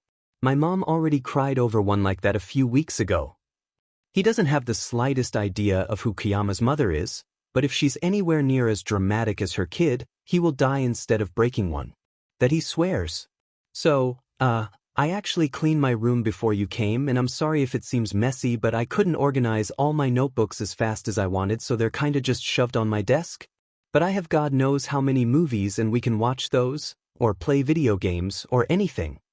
Kayama has the audacity to blush, and actually takes the mask off now considering they're away from the views of people. 'Cause I know you don't sleep much and I'd hate to fall asleep and leave you up all night because that's a horrible thing to do as a person, not just a friend, and I just feel really shit dash. Kayama. The blue eyes meet his, and Hitoshi has to struggle to figure out what to say next. God, why are cold insults and words of indifference much easier than trying to reassure someone? It's fine. I'm tired anyway. I went on a longer bike ride today, so I might just pass out and you'll get lucky and not have to deal with me. Kayama sighs, hand reaching up and brushing his hair out of his eyes. Hitoshi's stupid heart skips a beat, and he pushes down the feeling with a new resolve of stubbornness. He's not here as a potential significant other. Kayama thinks of them as friends, and that's all they are. He's not going to push it. It's not his place, and he's not going to assume things on the turn of a dime. He should be thankful that someone like Kayama is even talking to him. Not many people will, not after considering his quirk, and he doesn't want to think about if Kayama would if his quirk was any different. There's no getting around that one of the main reasons they're even friends is because their quirks are similar. The door to Kayama's room opens, and it's surprisingly nothing like Hitoshi thought. The wide, wall-length windows lead to a balcony, one that can be obscured from view with curtains that are barely pulled shut. Everything in here is either blue or black, and yeah, the desk is a disaster, but the bookshelf is incredibly organized and lavender is the most noticeable thing he can smell. Lavender, a smell that helps with anxiety. A smell that he's always been thankful for, but not one that he'd asked his adoptive parents about. Sorry if it's strong. I don't have issues falling asleep, but Kayama gets this look in his eyes, one that Hitoshi finds familiar and also new. My dreams? They aren't very nice. I think it's a previously undiscovered aspect of my quirk, and lavender helps soothe the stress my dreams bring. I like lavender, so it's not a big deal. Kayama gives him a small smile as Hitoshi drops his bag onto the floor. I'm just gonna run to the bathroom and change and brush my teeth real quick. You can put a movie on or something. Oh, wait, never mind and hold on. Before I run off, could you grab the air mattress I have in my closet? Kayama points in the direction of a door plastered with a poster of Edge Shot, and then scurries away to the other door that must be the bathroom. He stands still for a few moments, just really trying to take in the moment. He almost hit Kayama with his bike, and now he's in his apartment and is getting help to get in the hero course. If you asked the Hitoshi of not even 6 months ago, he'd laugh and flip you off. He doesn't really understand how this happened, or if it'll last, but for what it's worth, he values Kayama's attention and friendship far more than he should. He'll enjoy it for however long it lasts. Izuku spits the foam into the sink and places his toothbrush in the holder before taking a deep breath. There is no reason to panic. At all. He can't help it. He's nervous. It doesn't matter that his mom left. She'd given him a wink before skipping off to a fellow hero's house for the night, leaving him alone. If he sets something on fire, he'll never forgive himself. It shouldn't be possible, considering he doesn't have a fire quirk, but what if he leaves something plugged in? Or he does something wrong with the microwave? He doesn't know why he's so nervous. Maybe it's the fact that he just doesn't want to screw this up. Shinso is the first person he's genuinely wanted to call a friend, and he doesn't want to warp the view of him he already has. His life has been lonely, and he wants to have someone who understands and just genuinely wants to hang with him. Hatsum seemed genuine enough, but it's something with Shinso. Something he can't put a word to. Maybe he's still trying to make up for the bike incident. He still feels terrible about it. Blinking slightly as his eyes get used to the contacts being gone, he makes determined eye contact with himself in the mirror. He's a Kayama. He doesn't have time to be nervous. Over every little thing. His mother taught him better than that. Determined, he shakes his head and pulls the bathroom door open. Shinso is sitting on the floor, finally hooking up the air mattress as it starts to inflate. "Oh, I didn't mean for you to set it up. That's my job, you're the guest here." He rushes over, hands on his hips as he glares down at his friend. Shinso blinks up at him and shrugs. "Well, I thought you were going through your 5-year skincare plan by the amount of things I kept here dropping and drawers slamming, so I just decided to go for it. I didn't drop that many things." He huffs and turns to walk back to the closet. Shinso makes a garbled noise that Izuku immediately turns to, worry already racing through his veins because something is wrong. "Are you okay? Do you need a drink?" He falls to his knees, fingers reaching out to pry Shinso's hands from his red face. "Fine. Just coughed on my own spit. Do you need me to run to the kitchen?" "No." It comes out louder than both of them expected, and Shinso groans and falls back onto the newly inflated mattress. The shrill shriek of the inflator is still echoing around the room, and as Izuku leans down to fix it, Shinso glances towards the open closet. "That's where the sheets are, right? I'll go grab them." Izuku hums in acknowledgement, finishing the air mattress and walking towards his own bed, digging through the bedside drawers for the TV remotes. Shinso manages to reach the sheets far better than he'd been able to, and carries them over to the mattress. "What movie do you want to watch?" Izuku asks, finally finding the remote. Shinso doesn't look directly at him, and opts to push the sheets on the air mattress instead. "Whatever you want doesn't matter to me." He then grabs his bag, and before Izuku can say anything else, he practically runs to the bathroom. Well, he won't judge, he just has to find a movie that Shinso will like, so they can watch it and talk, and maybe he'll explain exactly who his mother is. Hitoshi is going to die. There's no way around it. He's actually going to die in this apartment, in Kayama's pretty bathroom that he can't even think straight in.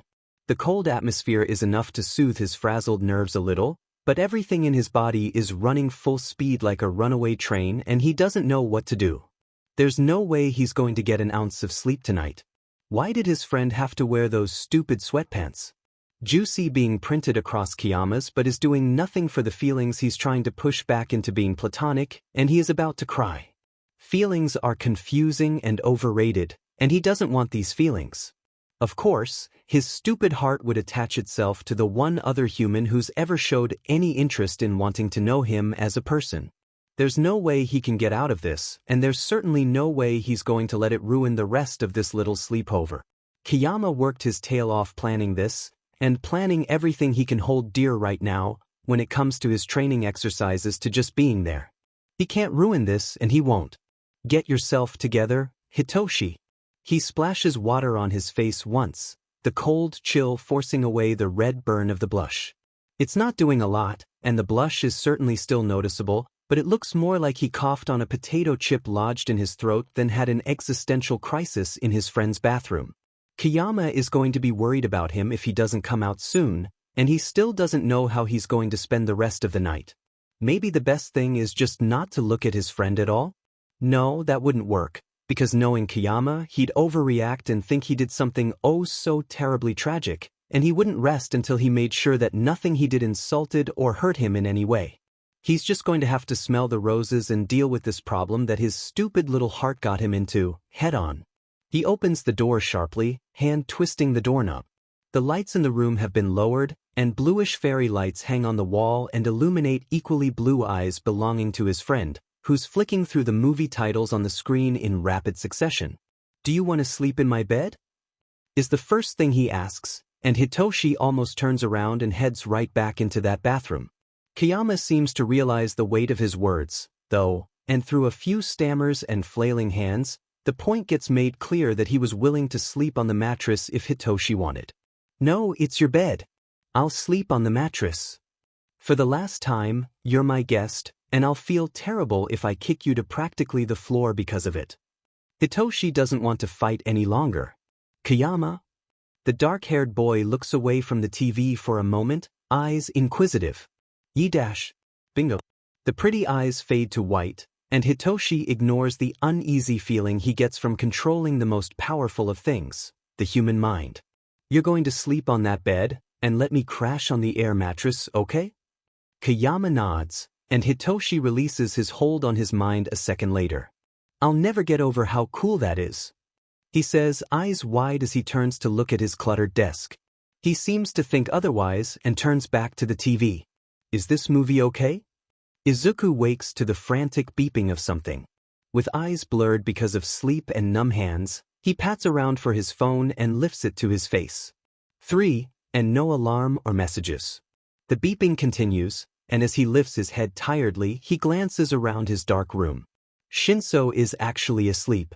He knows that for a fact, after years of living and working with his mother's quirk and his own, which both function with sleep, he knows that Shinso is out cold. The stupid pinging keeps going and he's getting very irritated. Hand reaching out, he struggles to find his glasses on his nightstand and continues to squint around the room. The guilty object is Shinso's phone, plugged into the other side of the room. The dim screen flashes every other few seconds, and Izuku groans. Maybe rolling over to face the other side and pulling his pillow over his ears will work. There's no harm in trying it, right? A few minutes later, and Izuku can confirm that it doesn't help. He wants his sleep, and if that stupid phone keeps going off, then he's going to be a disaster when they arrive at UA tomorrow, and that can't happen. He has to make a good impression. Eraserhead and Present Mike already know about him, but there's so many more teachers at UA that he has to impress, or he'll never be at the same level of his mom. That FNG phone won't stop going off, and with it, Izuku's covers get thrown aside as his feet touch the cool flooring of his room. He'd feel bad about invading his friend's privacy if he actually cared for anything other than his sleep right now. Tiptoeing to the wall, he sits down carefully and picks up the phone. Oh god, no password? Interesting. But what's really interesting is the hundreds, yes, hundreds, of messages from who he can only assume are Shinso's parents. So he snuck out, huh? He doesn't know whether to be flattered that Shinso snuck out to spend time with him, or hit him with a pillow right now for worrying his parents. Idiot. He's tired, sure, but he can't leave Shinso's parents worrying. So, he types a simple message out, turns the ringer off, and walks back to bed. Sure, he'll have to talk to Shinso about it in the morning, but right now, he's going back to sleep. Shoyuta, he's okay. Hizashi practically screams, and rereads through the message again. Hitoshi, hi. This is one of Shinso's friends. He's at my house for the night. He told me he got permission from you, but I guess not. Sorry. But don't worry, we'll see you both at UA in the morning. Laughing face sorry again. Shoyuta practically runs into the kitchen, snatching the phone and reading the message for himself. He'd feared that Hitoshi would do something drastic, and finding their son's bed empty was the start of panicked reactions from the two of them. I wonder who his friend is, Hizashi mutters, tired fingers tapping against the counter. Shoyuta groans, dropping the phone and burying his head in his arms. I don't want to know right now. He's a problem child already. The morning rises before Hitoshi wants it to. The light shines from under the curtains, and as the sun rises, so does his friend. Kayama rises like the sun, eyes bright and voice loud as he scrambles out of his bed, talking an excited storm as he flutters around his room like a butterfly, each word more excited than the last. Hitoshi is the cloud that covers the sun, as he sits up with a groan and blinks blearily around the room. Kayama continues to shine, smile bright as he scrambles to make his bed. The sun can shine through clouds, and Kayama's joy breaks through the cloud of tired that hovers over Hitoshi. It's our first day at UA. Aren't you excited? Sure. He's actually regretting his choice to stay over, in a way. He doesn't regret watching the stupid movies Kayama managed to find in the depths of the internet, or the raiding of the snack cabinet that ended up with him in hiccups for 20 minutes. He regrets sneaking out without his parents' permission. He's going to get scolded, chewed out, who knows what else. He honestly doesn't know how he snuck out in the first place. They're pro-heroes. How did he manage to get through his window without waking them or triggering an alarm? He's got no clue. All he knows is that he's going to get chewed out for hours after school. He knows that they're heroes, but he's a teenager. What are they going to do, lock him in his room? Not like he hasn't experienced that before. The only thing he can imagine is that they'll either confine him to his room or take away his bike. He doesn't really think they'd do that. He doesn't know what's going to happen. Come on, come on. We don't have much time to get ready, and I know I said that we could risk being late yesterday, but I don't want to risk it. Kayama stumbles across the floor to his closet, pulling his UA uniform from the hanger and laying it across his newly made bed. Everything about him screams routine, that he's done this exact thing day in and day out for years. Maybe he has. He doesn't know otherwise, but Kayama disappears into his bathroom with a click as the door locks behind him. He's left to sit alone in the room, on his air mattress. What does Kayama expect him to do? He can't do anything right now, and he's definitely not going to UA filthy. Not like his one father does, according to the griping of the other. He may not talk to them, but that doesn't mean he doesn't listen. 4 years, as he bounced from foster home to the other because of the untimely accident of his birth parents, he learned that it was easiest not to talk to figures of authority.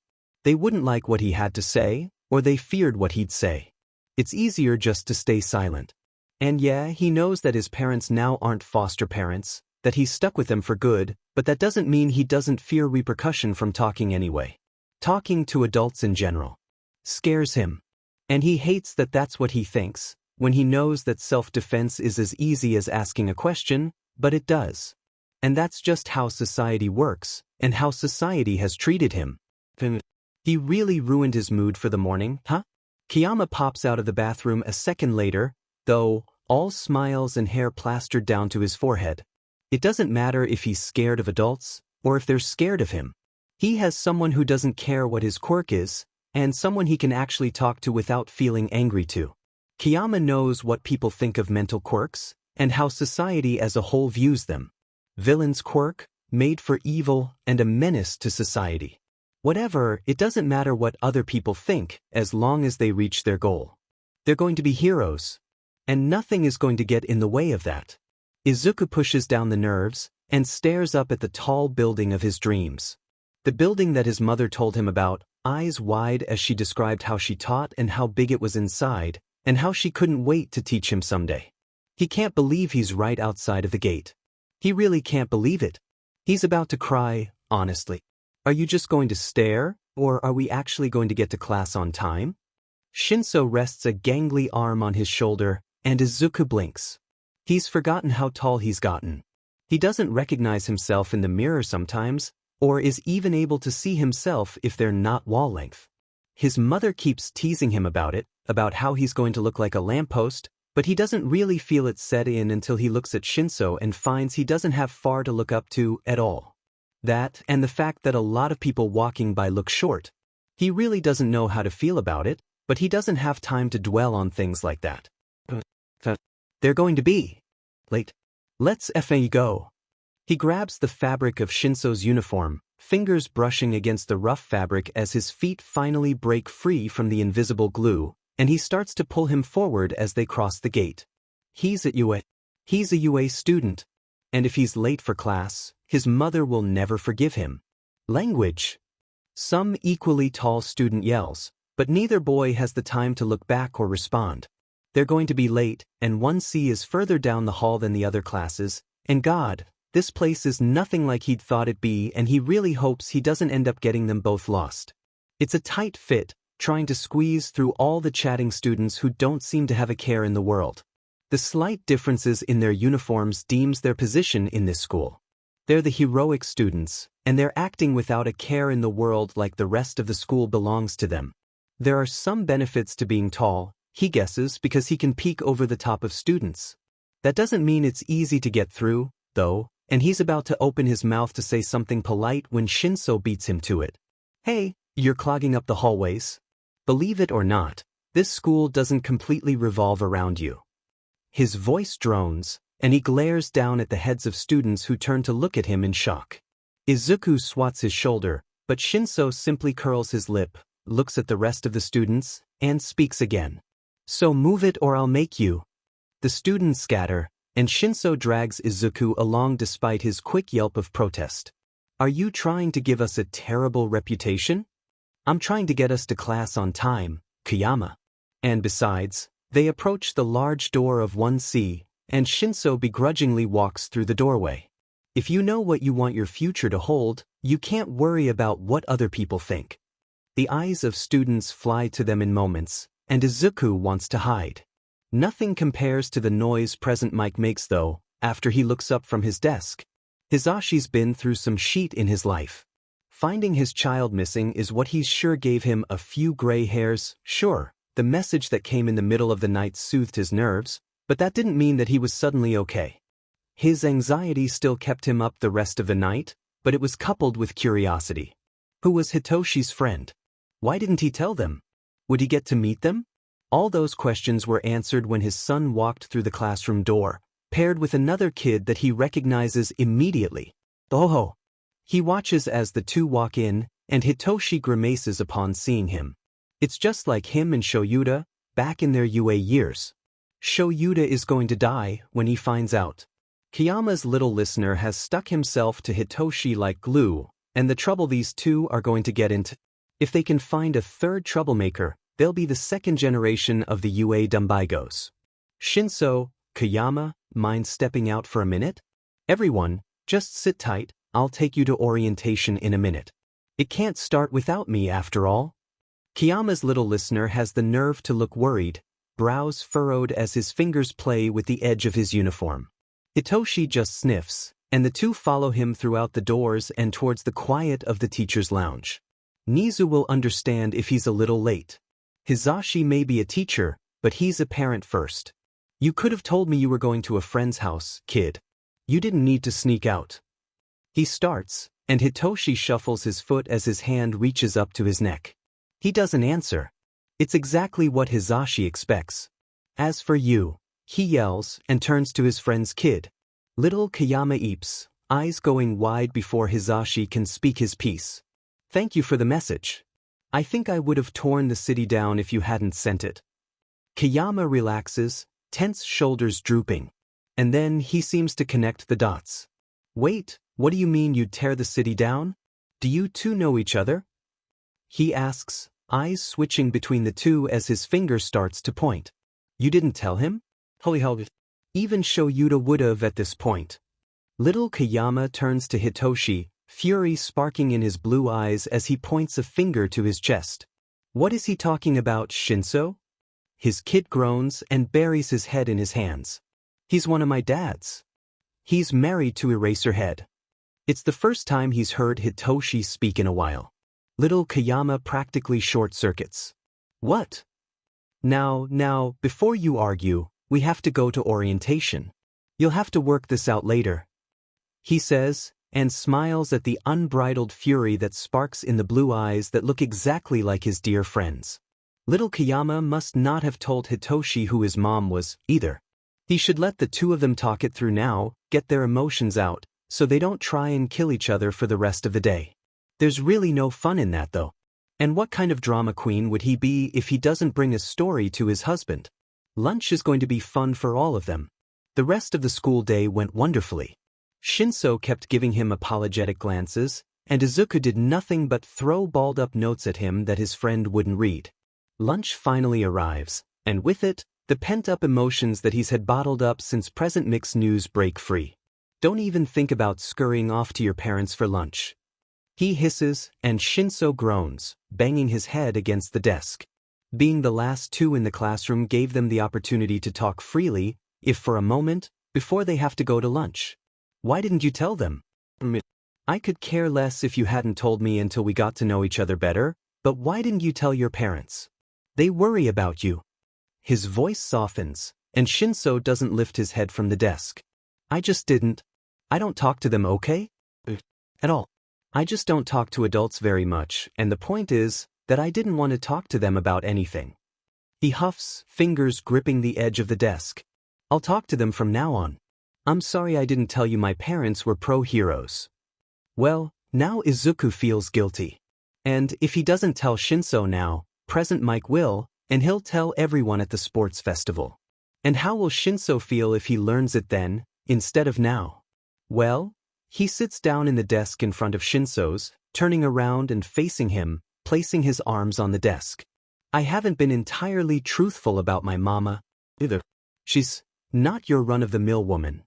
Shinso PPS an eyebrow, and Izuku takes off his face mask with a flustered sigh. My mom is Midnight. Your parents' best friend, you know, Japan's SEC symbol. The one who has never revealed she has a kid, and hopefully will stay that way, until the sports festival. Izuku waits with bated breath, as Shinso studies his face for a few moments. Izuku can't help but want to put his mask back on immediately. So that's why I thought you were familiar when I almost hit you with my bike. Izuku PPS an eyebrow, as Shinso sits up straight and shakes his head. Yeah, that's why. He stands to his feet a moment later, grabbing his book to his chest as Izuku blinks up at him for a few more seconds. He should have reacted differently. He can't just accept it like that, right? This is a world-wrecking spectacle. Does Shinso just not care about everything revolving around his mom? He likes that, to not have to worry about Shinso's reaction. Or to care if he judges, which he doesn't. Come on, let's go to lunch.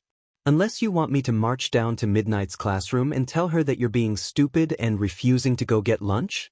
If she's anything like my parents have told me, and what I've seen, she's not going to be very happy about that. Izuku hops from his seat, grabbing his backpack as his friend waits with a coy little smile on his face.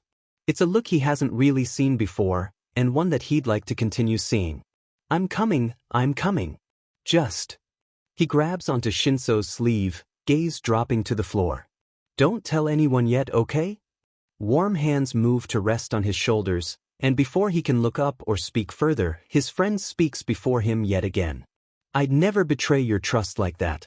You're my friend, Kayama. It's your life and your mother's, and if it's a secret, it's like that for a reason.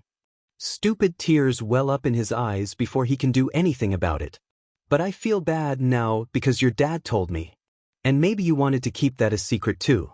And now you don't have that anymore. Shinso scoffs, elbowing him in the side as he starts to drag him towards the door. Don't stress about it, Kayama, or I'll slap you. I was going to tell you, anyway. Izuku can't help but still feel bad, but the stupid smile Shinso gives him in return chases away the majority of the icky feelings. Yeah, his biggest secret's been revealed to his one and best friend. And he finds he's okay with that. Excuse me, what? Little Kayama has attached himself to our boy. I doubt either one will go anywhere without the other now. Hizashi says, smile wide as he takes a sip of his drink. Shoyuta blinks incredulously, and the shock seems to finally buzz off. No, this cannot happen. No changing it now. Hitoshi went over for a sleepover last night. He raises his eyebrows and takes another sip of his drink. If I were you, I'd get ready to have Namuri as a family member. Shoyuta starts to head for the drink corner of the lounge, shaking hand pulling out a bottle of wine. No, I'm not ready for this. Before you kill me, listen, I didn't really have a choice. Hitoshi raises an eyebrow at Kayama's words, as the two of them walk through the organized chaos called the cafeteria. Apparently, they're sitting with a girl Kayama met. In his words, she blew me away. Like, literally. He can't help but grimace at the thought. If she's anything like Kayama, he might actually just drop dead. Kayama is the most dramatic person he's had the misfortune of meeting, and if this mystery girl is anything like him, he's just going to die. Simple as that. I think she'll be a great help, and in the sports festival, I can get her to team up with us and we should definitely get into the top just. Kayama grimaces and fidgets with the edges of his sleeve. Just be prepared. She's a little loud, I guess. Loud is a little bit of an understatement, considering Hitoshi feels like his eardrums are going to rupture at the sound of the loud voice that screams across the cafeteria. Kayama, there you are. Hurry up, we don't have all lunch for you to get over here. Pretty much everyone in the cafeteria turns to look at them, eyes wide and whispers quiet. Kayama flushes, hands tightening around his backpack as he hurries over to the table. Hitoshi has no choice but to follow, and he hopes the glare he sends towards the most curious onlookers does the trick. As they approach the table, the excited shrieks of the girl taper off into excited whispers as she frantically writes things down on a napkin. Okay, so Shinso, this is Hatsum. Hatsum, Shinso. Kayama introduces him with jazz hands, and Hitoshi may seem rude, but until he has reason to, he'll be nice. Pleasure to meet you. He holds a hand out, and Hatsum shakes it with a grip that has him wincing. Right back at ya. Now sit. I have so many things to talk to you about. She gestures to the seats, pencil-stained hands flailing as Kayama quickly follows her wishes. Hitoshi slumps down into the one beside him, and Hatsum smiles a grin that is nothing short of insane. She's like Kayama. Time for him to die. Now, Kayama told me a little about your quirk over text. I'm a support student. What you dream, I can probably make reality. Now, I know you two are just in general studies right now, but she pulls out a notebook, and despite her gritty appearance, the notebook is in great condition. If it holds all her designs and ideas, then yeah, that makes sense. He saw the mess of notebooks in Kayama's room last night, and while he didn't look directly in them because that's a massive invasion of privacy and he'd never do that, they'd looked organized and neat. You want to get into heroics, obviously. But the issue is that both heroics classes have their amount of students already. The only way you'll get in is to place top 3 in the sports festival or have incredibly high grades. For the latter, they'll probably transfer the students with the lowest GPA out, but that will take way longer than you need. You'll miss out on some of the most important heroics lessons there are. The easiest and quickest option is through the sports festival. Yeah, we know that. It's a fact most Gen Ed students know from the second they get their letters or walk through the doors. Oh, sorry kiddo, try winning the sports festival and we'll see about heroics. Hitoshi says, pitching his voice in imitation. Kayama looks at him with disinterest before elbowing him in the side. No need to be rude. Hatsum is offering to help. Kayama scolds and turns back to her. Sorry. He has the personality of a soaked cat. Continue. As I was saying, the sports festival is your best shot, and I'm offering to help you two out in whatever the events are this year. Teaming up is our best option, because both of your quirks may not seem like much compared to the powerhouses in the other departments, but it'll be a huge help. If we're somewhere enclosed, for example. Hatsum starts to scribble and turns the paper towards the two of them. If we're enclosed anywhere, Kayama, you can breathe and knock a lot of people straight out of the competition. Shinso, you can ask questions to other competitors if they're unaware of your quirk. I can combat your sleep breath with filtering masks, Kayama, and that would give us a huge boost overall. Shinso, you just have to use your shirt as a mask the best you can because you wouldn't be allowed to wear one, but here's the scribble of it. It's a messy doodle of a gas mask, but the words scribbled are legible. He has to admit, even without seeing the rest of her things, she's mad talented and probably could win the festival if she wanted. The thing is, we don't know what the festival is going to start with. It could be diving, or some swimming contest, and what good is my breath gonna do with that? Keep you alive, maybe? Kayama gives him a tired look, and Hitoshi smirks. We'll just adapt if it comes to it. I'll have plenty of babies ready for us. Hatsum exclaims, and her words garner a few more shocked and concerned glances from around the cafeteria. You two are going to be hero students if I have to sell my soul to the devil for it. The opportunities one have here because of your quirks. It's a shame they didn't put you both in heroics from the beginning. Especially you, Shinso. I can't believe they'd let your quirk waste away in general studies. Fools. She mutters and goes back to frantic scribbling. That makes more than just Kayama who doesn't believe his quirk is evil or villainous. He really doesn't understand her reasoning, or why these two are just willingly talking to him, but he'll take it. Friends are new, and something that feels weird to say and to even interact with, but he's going to try. No way in hell is he just going to pretend that people can push him around because he's in general studies, though they won't unless they want to meet him off of UA grounds and fight. He's not going to be pushed around for having a dream that he knows is attainable, that people have no right to step on. And he's not making any more friends. He's going to get into the heroics course, and leaving people behind that he's come to care about isn't something he's willing to go through. Not after being on the receiving side of it years ago. He has Kayama, who he hopes will stay, and this new mess that so far seems to be chaos incarnate. What else could he need? He only hopes his parents don't butt in and try to figure anything out of everything. It's bad enough that the children of pro-heroes sought each other out on complete accident and now are friends. Hell, just get the Todoroki kid, and they're all set, huh? The school day ends slower than it began, and Nemuri sighs as she finishes a lesson plan and gets ready to close her computer. Today, as all first days are, was long and chaotic. She can't blame the kids though, the little dears are just excited to start their year and their future. Their excitement is cute to watch, because every year the students step in doe-eyed and smiling, and it only makes her motherly instincts kick in because she knows that they're not going to look like that for much longer. For her heroic students, the dears are going to see death and blood and be traumatized beyond what they can believe. That's the world of heroics. And her other kids? The Gen Ed students, the business students, they don't go through what the heroic classes do. They have to live in a world where their quirks just aren't enough for a hero, or where they just want another type of life for that. The world isn't kind. As an art teacher, she's studied pre-quirk art and literature and things that the world now has never experienced. Life wasn't perfect back then, far from it, but it was peaceful, she should say. You didn't have to worry about death by quirk. There were laws for society, but one of the only differences was between the ones with money and those who worked hard but barely scraped by. It wasn't like now, where a child's gift at the age of 4 could level cities or kill thousands.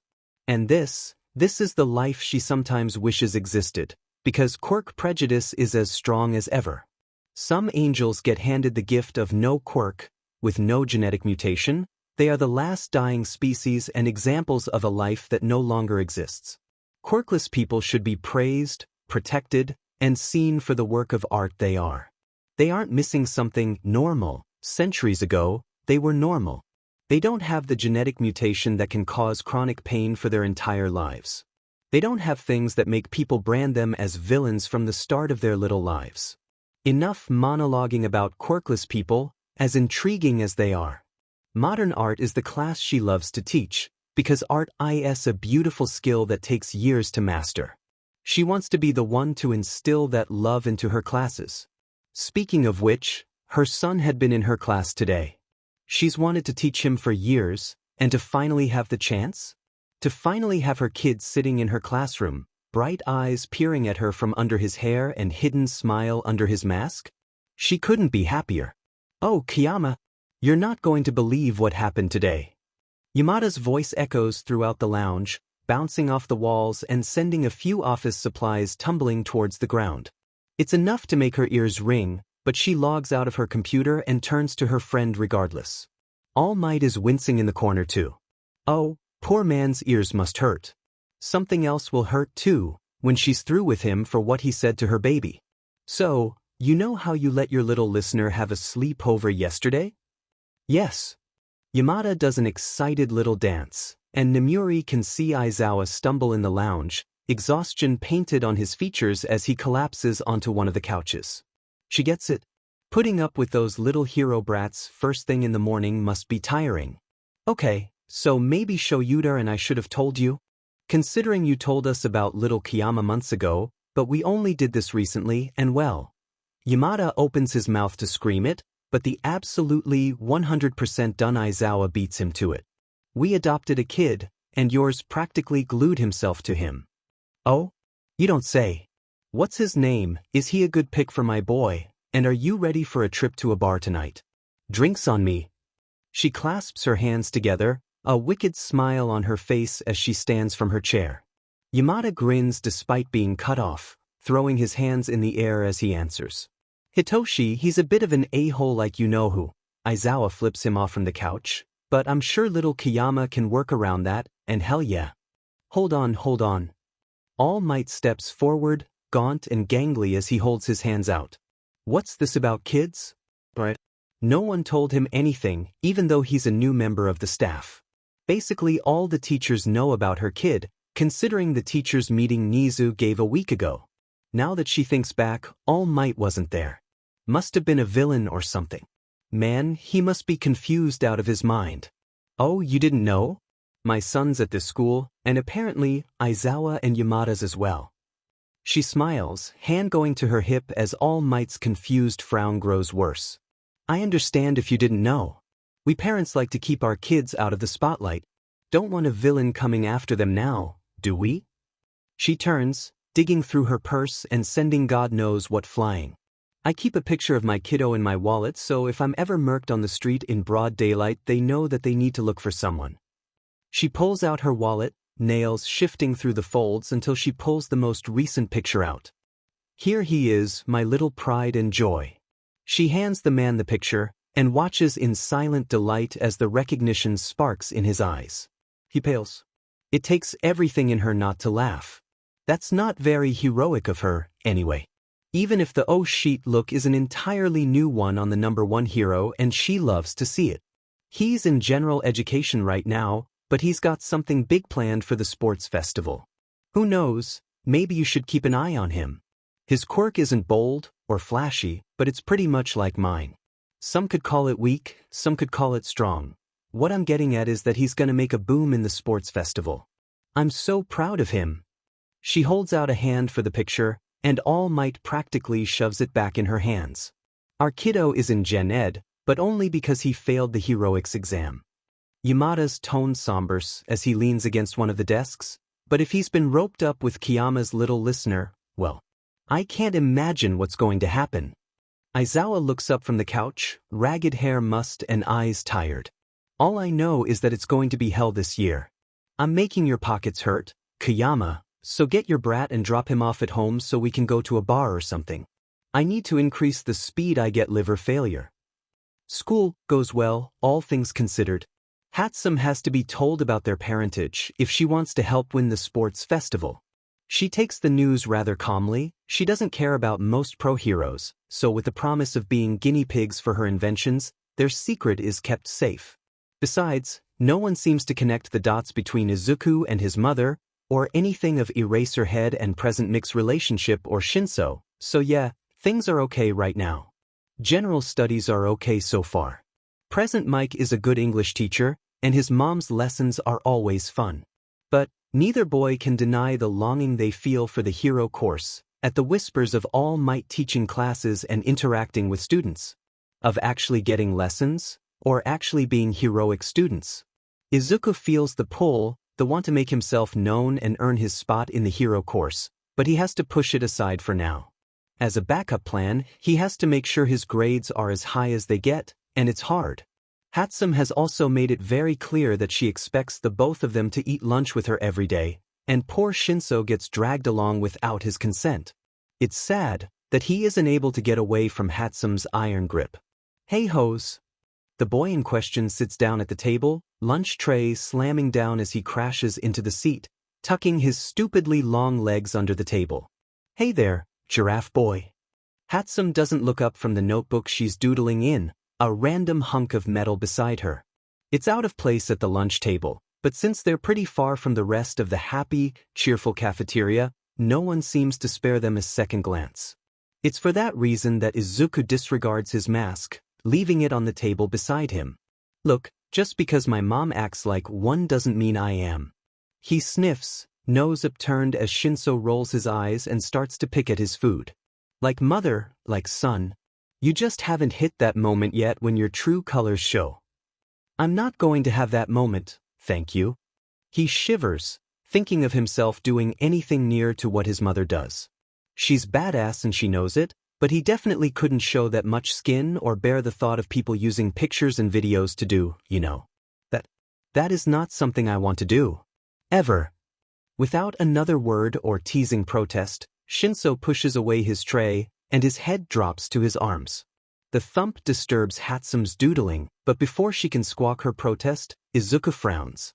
Normally Shinso eats more than that. And talks more, too, even if they're dry, deadpan remarks. What's up? You're being all depressed and moody. Shinso lifts his head for a moment, tired eyes and dark eye bags staring back at him in mild amusement. Kayama, I'm always depressed and moody. You know what I mean, JRK. He huffs, and with a thump, mimics Shinso's pose. What's up? Shinso groans and doesn't bother to lift his head from the table. They all wait in silence for a few seconds, before Shinso finally starts talking. My parents just won't shut the F up about something they're planning for the beloved hero course. They know I failed the exam, and instead of just talking about it when I'm not around, they talk about it all the time. I come out to feed the cats? Oh, the kids are just gonna love the USJ. I do my homework in the kitchen? Oh, Shoyuta, have you talked to 13 about the USJ? It's going to be great for the hero course. They won't shut up. He slams a palm against the table, and both Izuku and Hatsum jump. Am I just being bitter? Hateful? So what? I failed, and the hero course is my dream. I don't want to hear about other people living it. I don't want to hear their daily lives as heroes, and the perfect little heroic classes they both get the opportunity to teach. You'd think they'd realize what the hell they're saying, and how it would affect me as a person as well as their kid, but I guess not. They're terrible parents. I wish I'd been adopted by literally anyone else. Both Izuku and Hatsum wince. No, it's not Izuku's place to criticize Shinso's feelings. He's one of the few people Shinso seems to trust, and it's the least he can do to listen. He'd hate if his mom wouldn't shut up about the hero course too. And he knows that Shinso misses his birth parents, and that Eraserhead and Present Mike aren't anywhere near to getting close to Shinso's heart. He's bitter, hurt, and the world has done nothing kind for him. Go on, tell me I'm a terrible kid. I'm waiting. Shinso sits straight, angry glare flicking between Hatsum and Izuku. It's a scary glare, and Izuku is terrified that he has it focused on him. No, you aren't a terrible kid, Shinso. Hatsum starts, placing down her pencil. The crazy aura always radiating off of her seems to still, and she quickly brushes strands of hair from her face. Your feelings are important and you're allowed to feel that way. They don't seem to be realizing that they're hurting you, or they're doing a terrible job trying to push you to work harder. Izuku nods, watching as Shinso's defensive posture seems to relax.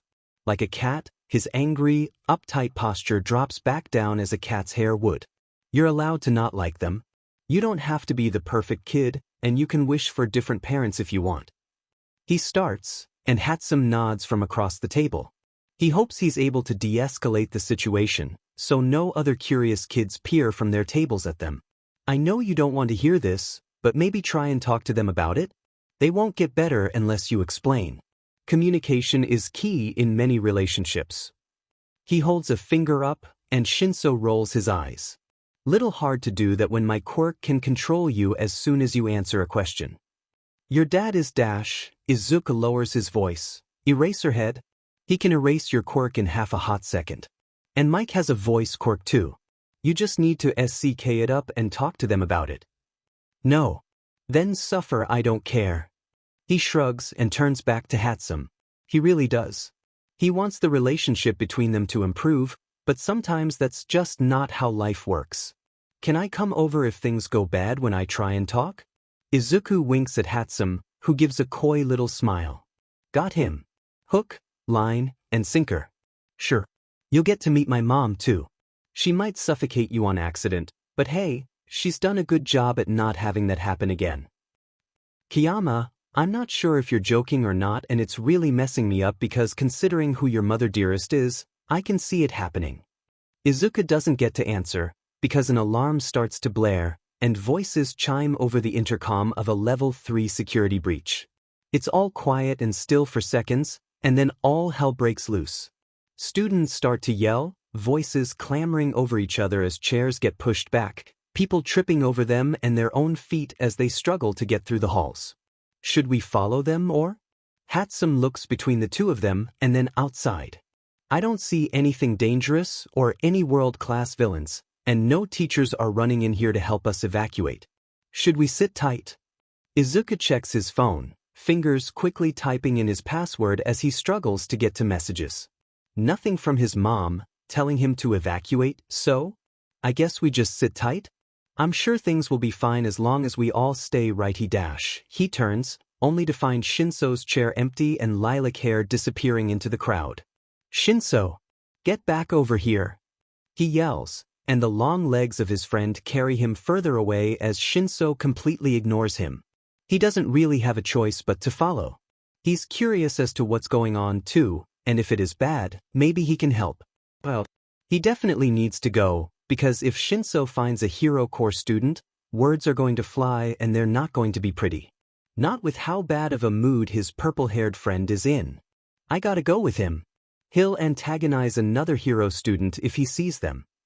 He frantically spits out whatever words his brain provides him with, and pushes back his chair as he grabs his mask. Hatsum hums in acknowledgement, back in her own little word as she tinkers with whatever that thing is. Footsteps echoing off the tile, he adjusts the face mask and searches the crowd for purple hair. Thank the stars he's gotten taller, or he'd never be able to do this. He finds Shinso staring in disinterest as a student with engines on his calves flies across the room, slamming into the wall with a painful crash that makes Izuku thankful to be on the ground. What's going on? He manages to yell, as the student on the wall looks like he's about to speak. Media outside. Since All Might's a teacher here, the media is just dying to know about it. They somehow got past the gate. Izuku peers outside, and is barely able to make out the flashes of cameras amongst the other reporters. Can we go back to our seats now? I doubt you're willing to listen to a hero student start preaching, from the looks of what that guy is about to pull. Shinso nods, and Izuku grabs onto his wrist and books it. Right in the nick of time, Engine Boy starts to yell, and paired with his growing headache, he's almost ready to die. Listen. I know you haven't had a good few days, and I'm glad you told me, honest. But you need to talk to Eraserhead and Present Mike, okay? He sticks a finger to Shinso's chest, grim frown pulling on his lips. You won't get them to shut up about it otherwise, and believe it or not, you can't hole up in your room all the time. That's not healthy, and if you want to be a hero, you have to be able to talk things out and about your feelings. Shinso, hands in his pockets, sighs and throws his head back. The halls are temporarily quiet, and it's enough time for them to stop walking. Izuku stubbornly matches Shinso's tired glare, and the other teen finally gives in once his eyes start to burn. Fine. I'll try and talk to them, but if I F up, I get to stay the night and your mom doesn't get to ask any questions, and neither do you. Deal? If things go bad, Shinso won't talk about his emotions. That's not what he wants from this conversation, but if Shinso is at least talking to them, it's better than what it would have been. Sticking his pinky out, he lifts it and waits for Shinso to do the same. Pinky promise? What are you, 5? No, I just know the severity of a pinky promise. And deal. Just talk to them for F's sake. Shinso rolls his eyes, and locks his pinky with Izuku's. Deal. Hitoshi's felt nervous about many things. From meeting new foster parents to starting new schools every other year, nerves are something he's gotten used to. Nerves and disappointment. This time is going to go down as one of the worst. As he grips his backpack tightly and fishes around with the key, he has to take a deep breath and remember not to panic. If things get bad, or he screws up, Kayama is waiting for him in his stupid room that smells like lavender exploded. The door finally opens with a click, and he walks inside the building that smells like bitter coffee all day, every day. The jingling of bells start to sound throughout the house. Before he can even kick his shoes off, the cats come barreling through the hallway, each one at a varying level of insane. Hi, demons. Hitoshi. His momentary happiness and freedom from his nerves ends faster than it began, and he trudges into the kitchen. Hizashi is fooling around with something on the stove, and when he sees him, brightens up like the sun peeping from clouds. It's enough to temporarily make him feel bad for what he's about to say. How was your day? Oh, do you want anything to eat right now? I'm just making a little something for Shoyuta because he has patrol tonight, and dash. It was okay and no thanks. I actually need to talk to you too, if you don't mind.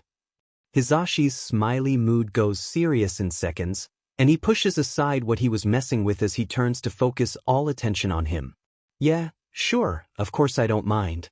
Just let me get Shoyuta and you can change out of your uniform and we'll sit down to talk about it, okay?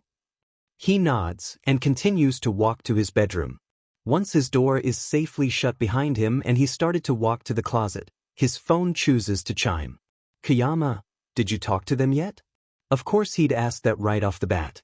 He hasn't even been home for 5 minutes, how would he have been able to?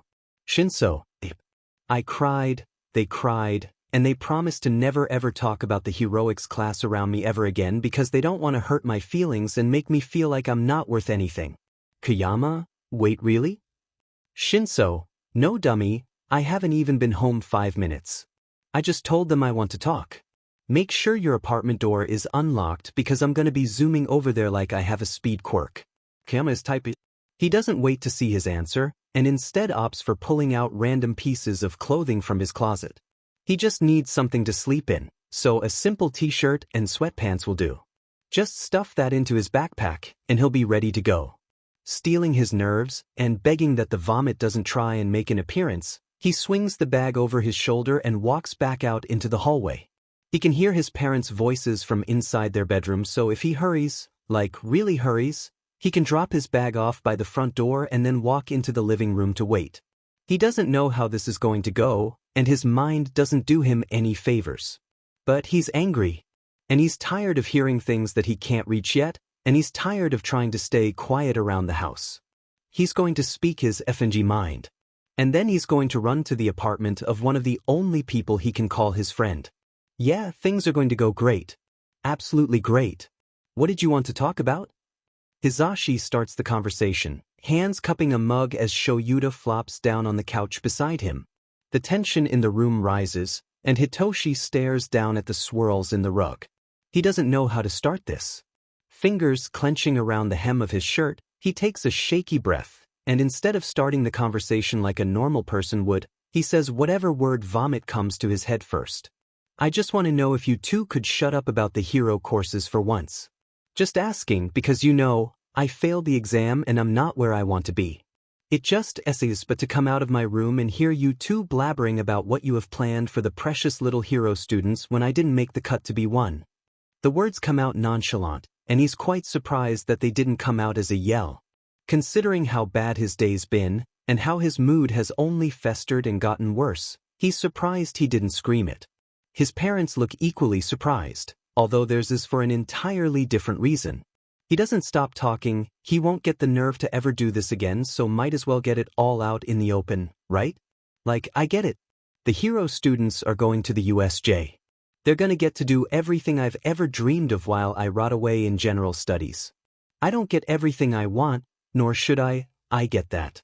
But it just really hurts to hear you go on and on about it when you both know I failed the exam. If this is trying to push me to work harder, well, it's not working. It's just making me mad. I have a plan for the festival, and I don't need your terrible attempt at encouraging me to work harder by reminding me of everything I'm missing out on. Shoyuta opens his mouth to say something, but the words don't even get the chance to be heard over the rising tone of Hitoshi's voice. And like, you're obviously trying to be parents, but I know you just adopted me because I'm going to age out of the system.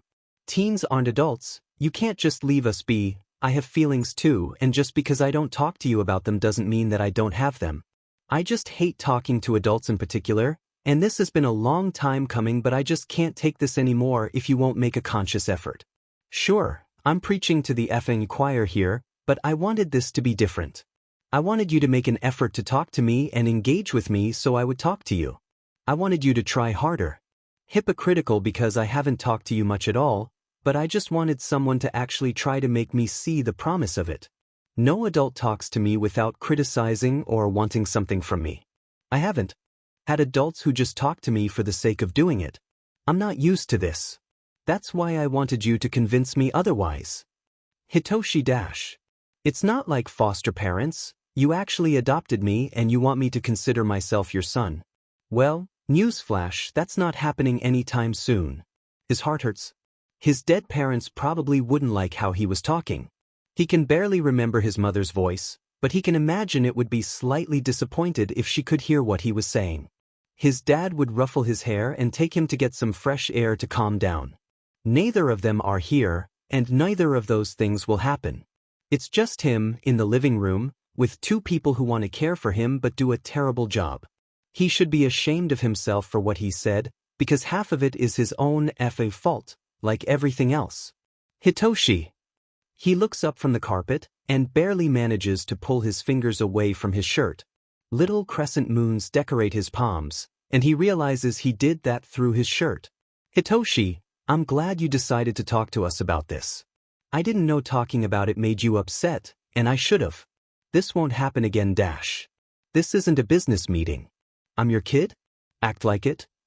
Shoyuta blinks and looks to Hisashi, who looks like he's about to cry. Oh great. I'm sorry I didn't try harder to talk to you. But, you were right, I wasn't going to know you wanted me to talk to you more because you wouldn't talk to me. I'm sorry that we discussed the USJ around you, but I can't apologize for not knowing that you wanted me to talk to you more. I had no way of knowing, and yeah, we might not be the best parents, but I'm trying, and so is Shoyuta. We didn't just adopt you because you're going to age out. We noticed you as one of the only kids in the home that didn't pester us with questions, but you knew who Shoyuta was. We thought you'd be happy with us, and I'm sorry that we've done things that upset you. We're trying. Hitoshi. He's being truthful. That part is obvious, anyway. It's too bad he can't make himself believe that he'll ever have a place here. I know you want a kid who loves you and thinks the world of you. His voice breaks, and a hand reaches up to wipe at his burning eyes. That's just not going to be me. And I'm sorry, you deserve better than me. I won't be hurt if you put me back up in the home after this, I completely get it. He runs from the couch seconds later, even after Hisashi's panicked yells. He can't be here right now. Not after what just happened. He discovers he's crying, and as one hand reaches out to grab his backpack, the other pulls the door open and then reaches for his shoes. Shuta's voice is barely discernible over Hisashi's loud voice, but he can hear the simple, "Leave him be." The outside air hits his face, and the smell of coffee that torments him even when he's not around finally fades from his head. He hopes Kayama won't mind that he's in tears. He doubts he could stop them at this point, anyway. Izuku? Sweetie, someone's knocking on the door. Pausing from his painting, he puts down the paintbrush and starts the walk to the door.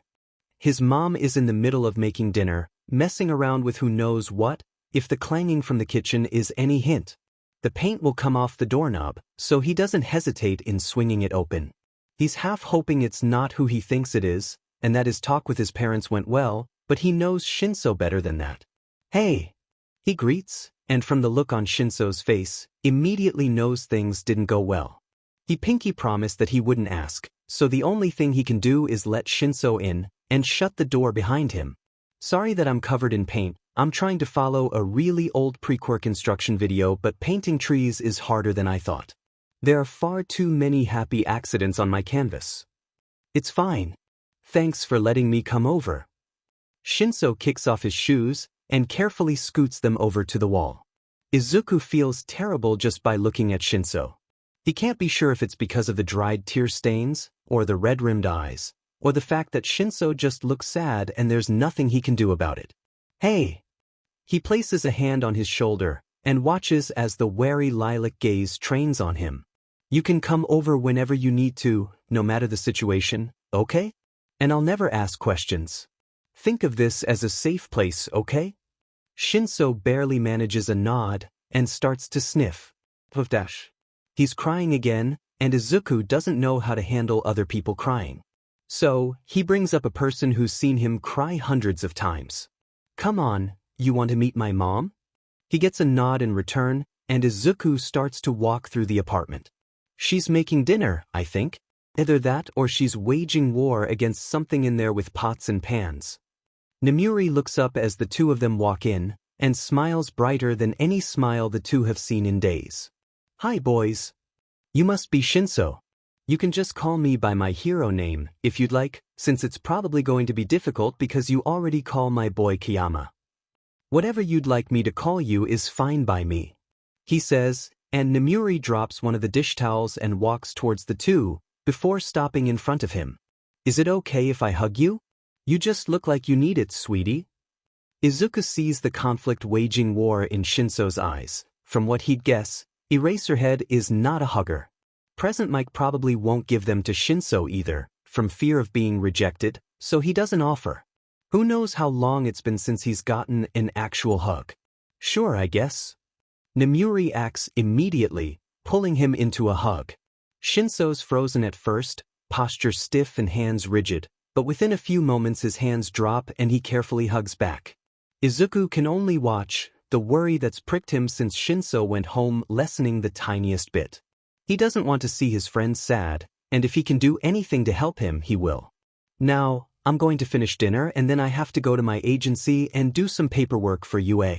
I might not be back until you two are asleep, so if you need anything, don't be afraid to ask Izuku. She turns to her son, pointing a finger, and I swear, if you make him sleep on an air mattress again, I'm taking away your riding with Snipe in the morning privileges. She wouldn't dare. It's not my fault. He protests, and Shinso watches the interaction with the hint of a smile. He refuses to sleep in the bed. I tried making him. Last time. Well, try harder. Shinso isn't spared from her wrath, though, as she turns and points that finger at him. You better sleep in that bed, mister, or I'll rearrange seating in class and separate you two. Fine by me. Shinso says, and Izuku clutches a hand to his heart. Betrayal. You wound me, Shinso. Good. Nemuri seems satisfied with their banter, and turns back to whatever vegetables she was chopping. Come on, you can drop your bag off in my room. It's a while until midnight leaves, and Shinso is trying to act as normal as he can. He doesn't want Kayama to ask about it, but he does want to talk about it, and then he doesn't know. He has to face one of his dads in class tomorrow, so no matter what, this one night is the only break he's going to get from the consequences of his actions. So? Shinso? Kayama's gentle voice is the thing that finally snaps him out of his reverie, and he blinks his eyes to clear the fog from his head. His friend is watching him, worried gaze following his every move. Are you okay, Shinso? No, he's not. Fine. How are we doing this sleeping thing? He answers and carries his bag from the floor to the dresser. Kayama doesn't question, because he made a promise earlier that he wouldn't. Regardless, Shinso wants to talk about it. He just doesn't know how. You're taking the bed, and I'm sleeping on the mattress. You're staying here, and because I'm letting you, you have to sleep on the bed because I say so. He answers, lifting the sheets and gesturing to it. Guess they're going to argue again. No. That's your bed, I'm not taking it. Kayama frowns and for a second, looks regretful. For what, he doesn't quite know. Shinso, he walks up to him, feet dragging and gaze serious. I'm sorry that I have to do this, but you need it. Shimmering mist and lavender is all he sees and smells, and he can only manage to open his mouth to say something before everything fades off into the darkness that welcomes him. Izuku will deal with the regret of knocking Shinso out in the morning. He needs a good night's sleep, especially if things were bad to the point that he had to act like he wasn't about to break down at a moment's notice. Sleep well. He whispers and pulls the blanket over his friend.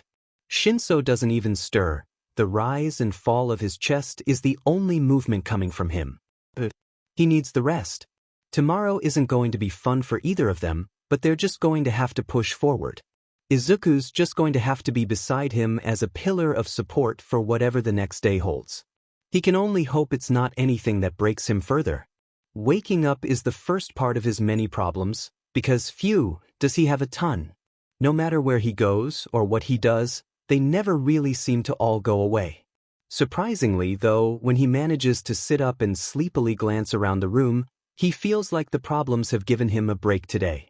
Aside from the glaring one that tormented him even in slumber and continues to tear at his insides like a ravenous animal, he feels more rested than he has in months. He can't really understand why, until he looks at the floor and finds the sleeping body of his friend. Kayama must have used his quirk on him, considering the last thing he remembers is the overwhelming smell of the plant Kayama just seems to adore. Oh well, he can't really be mad. He needed the sleep anyway, and if this is what it took, then so be it. Kayama looks pretty when he's asleep. He always looks pretty, makes sense, after seeing his mother, but when he's not talking up a storm and he's traveling dreamland, he looks peaceful. What does it look like when he's asleep? He wouldn't know. But he doesn't get to admire Kayama for long because it's creepy, first of all, and secondly because Kayama's cheerful little alarm starts to go off, and Hitoshi wants nothing more than to chuck it at the wall. His friend blinks drowsily, hand rubbing an eye while the other pushes away the mess that his hair turned into. Morning. Did you sleep well? Hitoshi whispers, leaning over the side of the bed. Kayama pushes his face away and mumbles something under his breath that he can't hear. I know I did, after you used your quirk on me. That wakes Kayama up, and the other boy frowns as he sits up, legs criss-crossing under the blankets. You weren't okay, and I could tell your lack of sleep was making things worse. I'm sorry I did it without asking, but based on the state you were in last night, I say it was necessary. He shrugs and stands slowly, arms reaching up and above his head as he stretches. Come on, get out of bed. My mom's going to make breakfast, and unless you want to starve at school, come on. He grabs Shinso's hands and starts to try and pull him off the bed. No way. It's earlier than the last time you let me stay over. Yeah, because unless you want to run into your parents at school in the hallways, we need to get there early. Besides, Hatsum called me at 4:38 saying she'd finished a prototype of something for you. It scares me what that could be, but she's pretty adamant on us being there. So come on, get up. He stops pulling when he realizes that Shinso isn't going to move and stomps his foot. Come on. No. Kayama rolls his eyes and walks towards his closet, pulling the uniform from the hanger. If you aren't up and moving by the time I'm out of the shower, I'm leaving you here. You can have fun trying to get out of the apartment once I lock the door from the outside. Lazily rolling over, Shinso finally lets his legs hang over the side of the bed. That won't stop me. I'll just jump out a window. Don't even think about it. Kayama points a stern finger and disappears into the bathroom. It's Hitoshi and his thoughts now. His thoughts that won't leave him alone as the anxiety grows stronger. He doesn't know how to face his parents after yesterday. He doesn't know how to fix what he said, or if he even can. He probably made them cry. God, the only two people who took him into their home for more than a month are the people he hurt. His stupid, bitter mind wouldn't let him try and voice it in a way they could understand. He'll try and talk to them soon. He doesn't want to do that today. He doubts he can even maintain eye contact. He's embarrassed for running away. He's still hurting because of his lack of abilities to even get into the hero course, and he just wants to cry. He has to SCK it up and deal with it. He made his own bed and has to lay in it. Kayama is a sweetheart, he really is, but this isn't something he can talk about with him. He doesn't want to impose, not when his friend has given him so much. Even being his friend is enough, and something he doesn't want to take for granted. He finally pushes off of the bed, bare feet hitting the chilled floor. He's just going to have to deal with it. He'll work through these stupid things called emotions soon, but he's not going to apologize. He was right to say what he did. He's just, well, he doesn't even know if they're even gonna keep him at this point. He understands if he gets tossed back in the home, his old acquaintances will be happy to see him, and it's not like his only dream would be shattered, right? It won't kill him. He just has to deal with the consequences of his actions, and this is it. Kayama emerges from the bathroom a few minutes later, dark hair plastered to his forehead as he blinks through fogged glasses and smiles. It's enough to make him feel better, because even if he's FE'd himself over, he has Kayama as a friend. And that's enough. School goes on, dragging along in every class but his mother's. He's still happy he's in her class, and gets to have her as a teacher.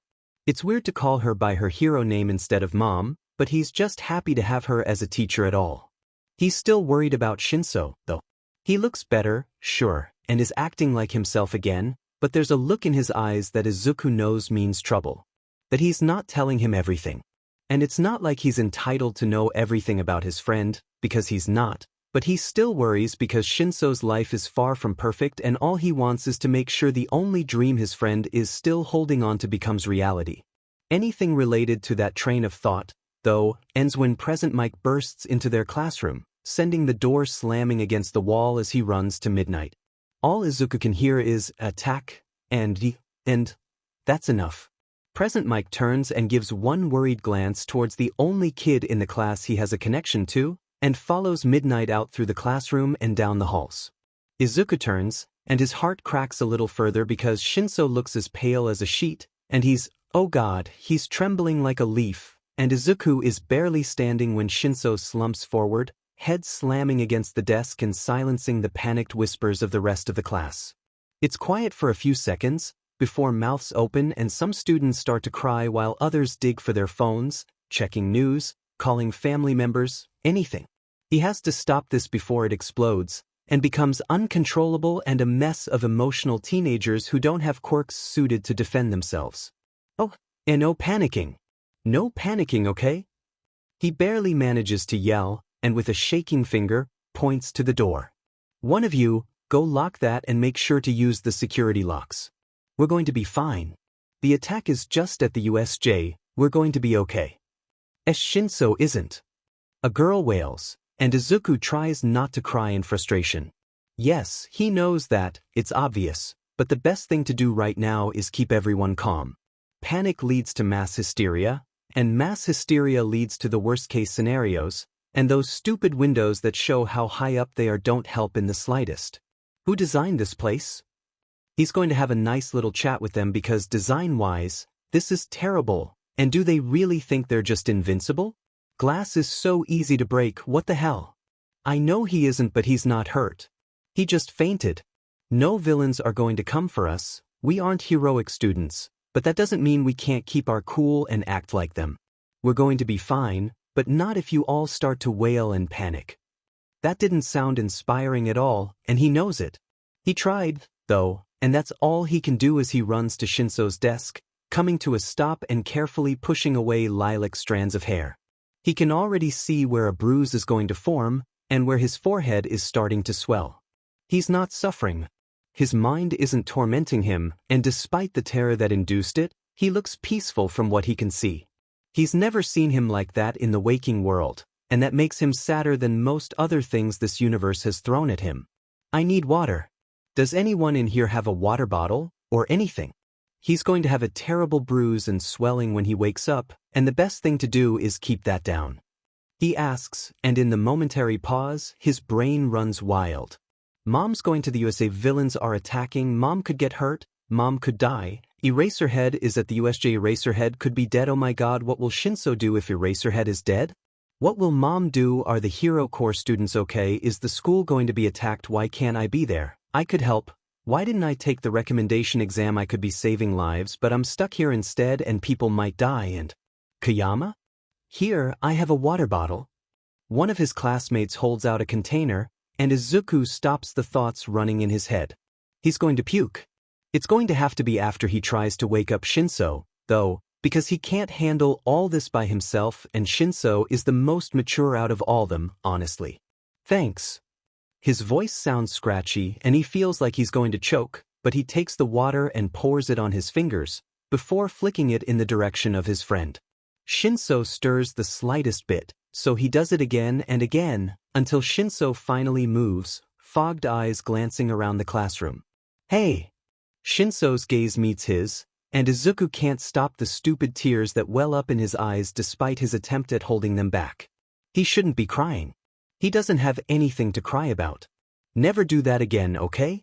Don't just effing die on the desk, yeah? He whispers, and Shinso mumbles something in return, something he can't hear but accepts anyway. Do we just sit and wait? Will any teachers come to get us? How do we know what's going on out there? A classmate asks, their voice worried. It takes everything Izuku has not to slam his own head into a desk, because now Shinso is going to remember what made him pass out in the first place, and he is not in the mood to have to worry about his friend going into head trauma. We just wait and hope that they're okay. The teachers are there, and I heard All Might is too. They're gonna be fine. Izuku tries to be cheerful, tries to be reassuring, but he knows his words come out as more of a question than a firm statement. His classmates recognize it too. There's not really anything they can do but wait. His classmates all have something in common, though. None of them have to worry about losing a parent today, or with Shinso. Losing both. There's nothing either of them can do but wait with racing hearts and worried minds, because this is the worst-case scenario for them. He doesn't want to lose his mom. He doesn't want Shinso to lose his other parents, the only people who've offered to show him the parental love every kid deserves. I was horrible to them. The whisper is something only he can hear, and as he turns from his spot in his desk to face Shinso, he tries not to cry further. I was so horrible. If they die, those are the last words I said to them. I told them I wasn't going to consider myself their kid. There's no real way to explain how he sounds, honestly. He sounds devoid of emotion. And that's scarier than seeing angry Shinso or sad Shinso combined. There's no expression on his face aside from a growing look of sorrow and self-hatred in his eyes, as his fists clench on the desk and he tries to take a shaky breath. I basically slapped them with what I said. And I won't get to take it back. I won't get to apologize, because I know they were trying. I was just being a bitter a-hole like always and I effed up. I really effed up. He laughs once, hands reaching up to wipe at his face. And if they die, that's the last thing they're going to remember. That I hated them and that I didn't want to be their son. I'm a terrible person, Kayama. He finally looks up from the scratched desk and smiles. I'm never going to forgive myself. Izuku can only watch in growing horror as his few words of advice fizzle out, and the classroom becomes a panicking mess again because of the alerts they're finally getting from the USJ, the panicked messages from the electric user, who tried to spam every number he could remember from the top of his head. This is hell. And no matter what he's going through, they're going through. He knows whatever his mother and the other teachers are going through is much worse. Nothing is worse than a quiet home. Even when he was a child and his mother went on missions, he wasn't alone. Inko would watch him, teaching him and entertaining him with hundreds of stories while the worry for his mother faded away with the cheerful, cooing voice of the green-haired woman. He doesn't have that now, though. He supposes he could go to Inko if he really wanted, but he doesn't really trust himself to get through the crowds and safely find his way to his surrogate mother's arms. He's just going to have to stay in his apartment, pacing across the floor and biting at his nails. The Midnight Boys had picked him up from UA and tried to reassure him that his mom was going to be fine. They hadn't succeeded, sure, but they tried, and that's what counts. They've been around for all his life, and they're as much a family as Inko and his mother are. He doesn't know how he can try to stay calm anymore. He's worried, and he hates that he wasn't around to help, and he hates waiting. It's lonely here, and the only noise comes from the city below as cars speed and people talk, with their own happy lives that don't have an effect on society like heroes do. He doesn't want to sit here. He doesn't want to sit with the nausea, the guilt, or the overwhelming feeling of just wanting his mom. His feet carry him to the living room couch, and with a frustrated sigh that ends with him hitting his fist on a pillow, he flops down on the couch. Stupid, hot tears drip down the side of his face and hit his arms, showcasing his worries and inability to control his emotions with every silent plop. Oh, none of that. No self-depreciation. Happier thoughts like the sports festival. He wonders what people will truly think once the news drops. Will society still be as accepting of Midnight? They'll obviously disapprove of her parenting choices with the way she dresses, but that's nothing that they have any business being concerned about. Her choices are her own and they have no right to think otherwise. The sports festival will be fun for the heroic students. For him, it's the only chance he has to prove himself. Time has shown him he should have taken the recommendation offer, but there's nothing he can do about that now. He wouldn't have met Shinso otherwise. He has to make his mark, he has to claim his spot because he can't wait another year. The news of his parentage will be out as soon as the festival begins. That won't guarantee his success. He has to make his own. Fun won't be an option for him. He's watched the festival every year from Inko's couch, from the day he could recognize that it was his mama on the TV to now, even though she'd always been either in the stands or helping in an event somehow. He has to pass the preliminary rounds and get to the one-on-one battles. Absent-mindedly tracing a pattern on the rug, he lets his mind wander further.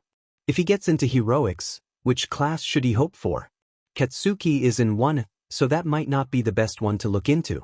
Eraserhead is the teacher of that class, though, and he likes him. He's a cool person and seems like a great teacher, and he's his mother's friend. If Eraserhead isn't hurt or even worse, or dead. But on the other hand, Vlad King is the teacher of 1B and he seems really, really cool. Blood quirks are always interesting to see and learn from, and he pumps out strong heroes with big hearts and he's just cool. He always looks proud of his kids. It's not really his choice, though, so there's no reason for him to continue thinking about it. Nizu will decide where he goes, and that all matters on if he can make his mom proud and get into the top. He doesn't realize how much time has passed, or that he's half asleep until something soft falls on his legs, and it's with sleep-heavy eyes that he barely cracks them open, blurred vision focusing on someone he knows and loves. Mom! Nemuri freezes, hands pausing from laying the rest of the blanket over him. He stills for a few moments, glasses slipping down his nose as his mother blinks back at him. He didn't even hear the door open. He must have been more out of it than he thought. Oh my god dash, he struggles to sit up, feet kicking the blanket off to the side. You're okay, you're not hurt? Nemuri practically runs to the other side of the couch, and before she can even sit down, Izuku's stupid tears come back full force and he's crying. Hey.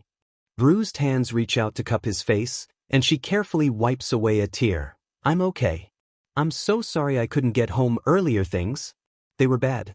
It took a while to give a testimony to the police force, and even then, I had to get to Recovery Girl afterwards. He hates that he's crying, because he's making this about him when it should be about his mother, but there's no option to really turn his tears off. What happened? Is everyone okay? More importantly, how bad were you hurt? Nemuri sighs, and she looks older than he's ever seen in the years he's existed. It's confusing, it's strange, and there's nothing he can do to fix it. I shouldn't tell you this because you're a child, and you shouldn't need to worry about things like this, but… She retracts her hands and places them in her lap instead. I can't shelter you from the world forever, or the evils that live in it. She smiles with sad eyes he's never really seen, and it just feels like a punch to the gut. Yeah, he knew this was serious, sure, but to see his mom's usually cheerful demeanor reduced to this? It's worse than what he thought. There's apparently a new villain league. They call themselves the most unoriginal, unclassy name I've ever heard of. League of Villains is terrible, but dash, she sighs, shaking her hand as she dismisses the thought. They're dangerous. They had this monster, I don't know how to describe it. I'm going to go with it was worse than anything you can imagine. In terms of power and appearance, it was the exact opposite of All Might. He couldn't beat it.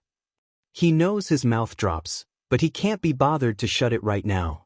He might not like the hero, but in terms of power, he was the definition of it. He saved millions of lives, and he was a shining beacon of hope that people could look to. How was he unable to beat it? Not right away, anyway. When we ran in, it was terrible. All the kids were terrified, and by some reason short of a miracle, they were all alive. The little frog girl in Heroics had some pretty bad disintegration on her face because of one of the villain's quirks, but she'll live. Quite a few kids got knocked out, some more had minor injuries, but they were all okay. All Might, once he had a moment to breathe, was able to send the monster sky high. We had to fight to give him the chance, though. She smiles tiredly, fingers running over swollen wrists. It was bad. And I couldn't use my quirk in that situation, so you need to know that you can't just rely on yours. I know you've heard it before, but we're going to have to really enforce it, okay? The bad people are still out there, and it was a bitter reminder for me today. The sports festival. With this, she frowns, but ruffles his hair with a bittersweet smile. I have no doubt it'll continue as planned, despite the attack. You have to be at the top of your game, okay, kiddo? He nods, and wipes at the drying tear tracks still painting his cheeks. I'm just glad you're okay, Mom. I was really worried, and I tried to keep the class calm, but I did a terrible job. I'm not like you when it comes to pressure. I did a bad job and I'm horrible at comforting people. You're not like me, and that's a good thing. You're you, and the last thing I ever want you to think is that you have to be like me. You don't. You never have to do anything if you don't want to. She says, fierce fire alight in her eyes. He can't even open his mouth to continue, because she's not done, and she makes that oh so clear. He knows not to interrupt his mother in her tangents. You are not me. You're my son, and I love you so much, sweetie, but you aren't me. Everything I do, you never have to. You only do what you want to do. Be the hero you want to be. You don't have to listen to what anyone says, or their opinion. Just know that I will always be proud of you, no matter what you choose to live by. You're my son, and I'll always love you no matter what path you choose. She ruffles his hair again and opens her arms for a hug. Obviously he returns the gesture, and as he scrunches his eyes shut, lets himself feel like a kid again. Nemuri's heartbeat is there, thumping in the rhythm it always has, and she hums the same little song she'd never told him the origin of. All he knows is it's something about clouds. Clouds is something his head feels full of as the drowsiness he'd been fighting kicks in full force, and his eyes gladly stay shut as his thoughts run to happier places in the different spins of reality that many people love to call dreams. Things were not okay for Hitoshi. Not at all. That was an understatement, honestly. Not okay was nowhere near the level of panic that he felt, but it's the easiest thing to say. He'd been left to sit in Nisa's office for hours on end. Kayama had sat with him, of course, but when it was announced that some people were to pick him up, he'd regretfully given him a glance and followed out the door. He doesn't blame him. He would have left early too, if he'd had someone to pick him up. He had to wait alone in the office, with security cameras being the only thing keeping him from snooping through Nisa's drawers. Yamada had come flying in to get him, bruised and bleeding and refusing to answer questions as they ran through the hallways and towards the faculty parking. And after that, they'd arrived at the hospital and well, that's where he was doomed to be for now. His parents are okay. They're both okay, and while that took off loads of stress off his shoulders, the fact that his one parental figure is in the hospital after almost dying adds more right back on. He doesn't know how to apologize. Would it be easier now to do a test run in the hospital room, when he knows Yamada is asleep, or should he actually wait till he's conscious and awake? Thoughts aren't something his mind wants to submit to right now. It's a protest, a way of rebuking him for bashing his head in on his desk earlier, probably. But the smell of hospital anesthetic and beeping of machines don't do anything to help with the pit in his stomach that acts like a black hole, stinging in every other emotion that could alleviate the guilt and pain he feels right now. Yamada snores lightly from the chair, and Hitoshi fidgets in the chair. They're both out so they won't hear whatever word vomit comes from his mouth, and he wants to apologize now. He doesn't care if they don't hear. He finally shifts in the seat,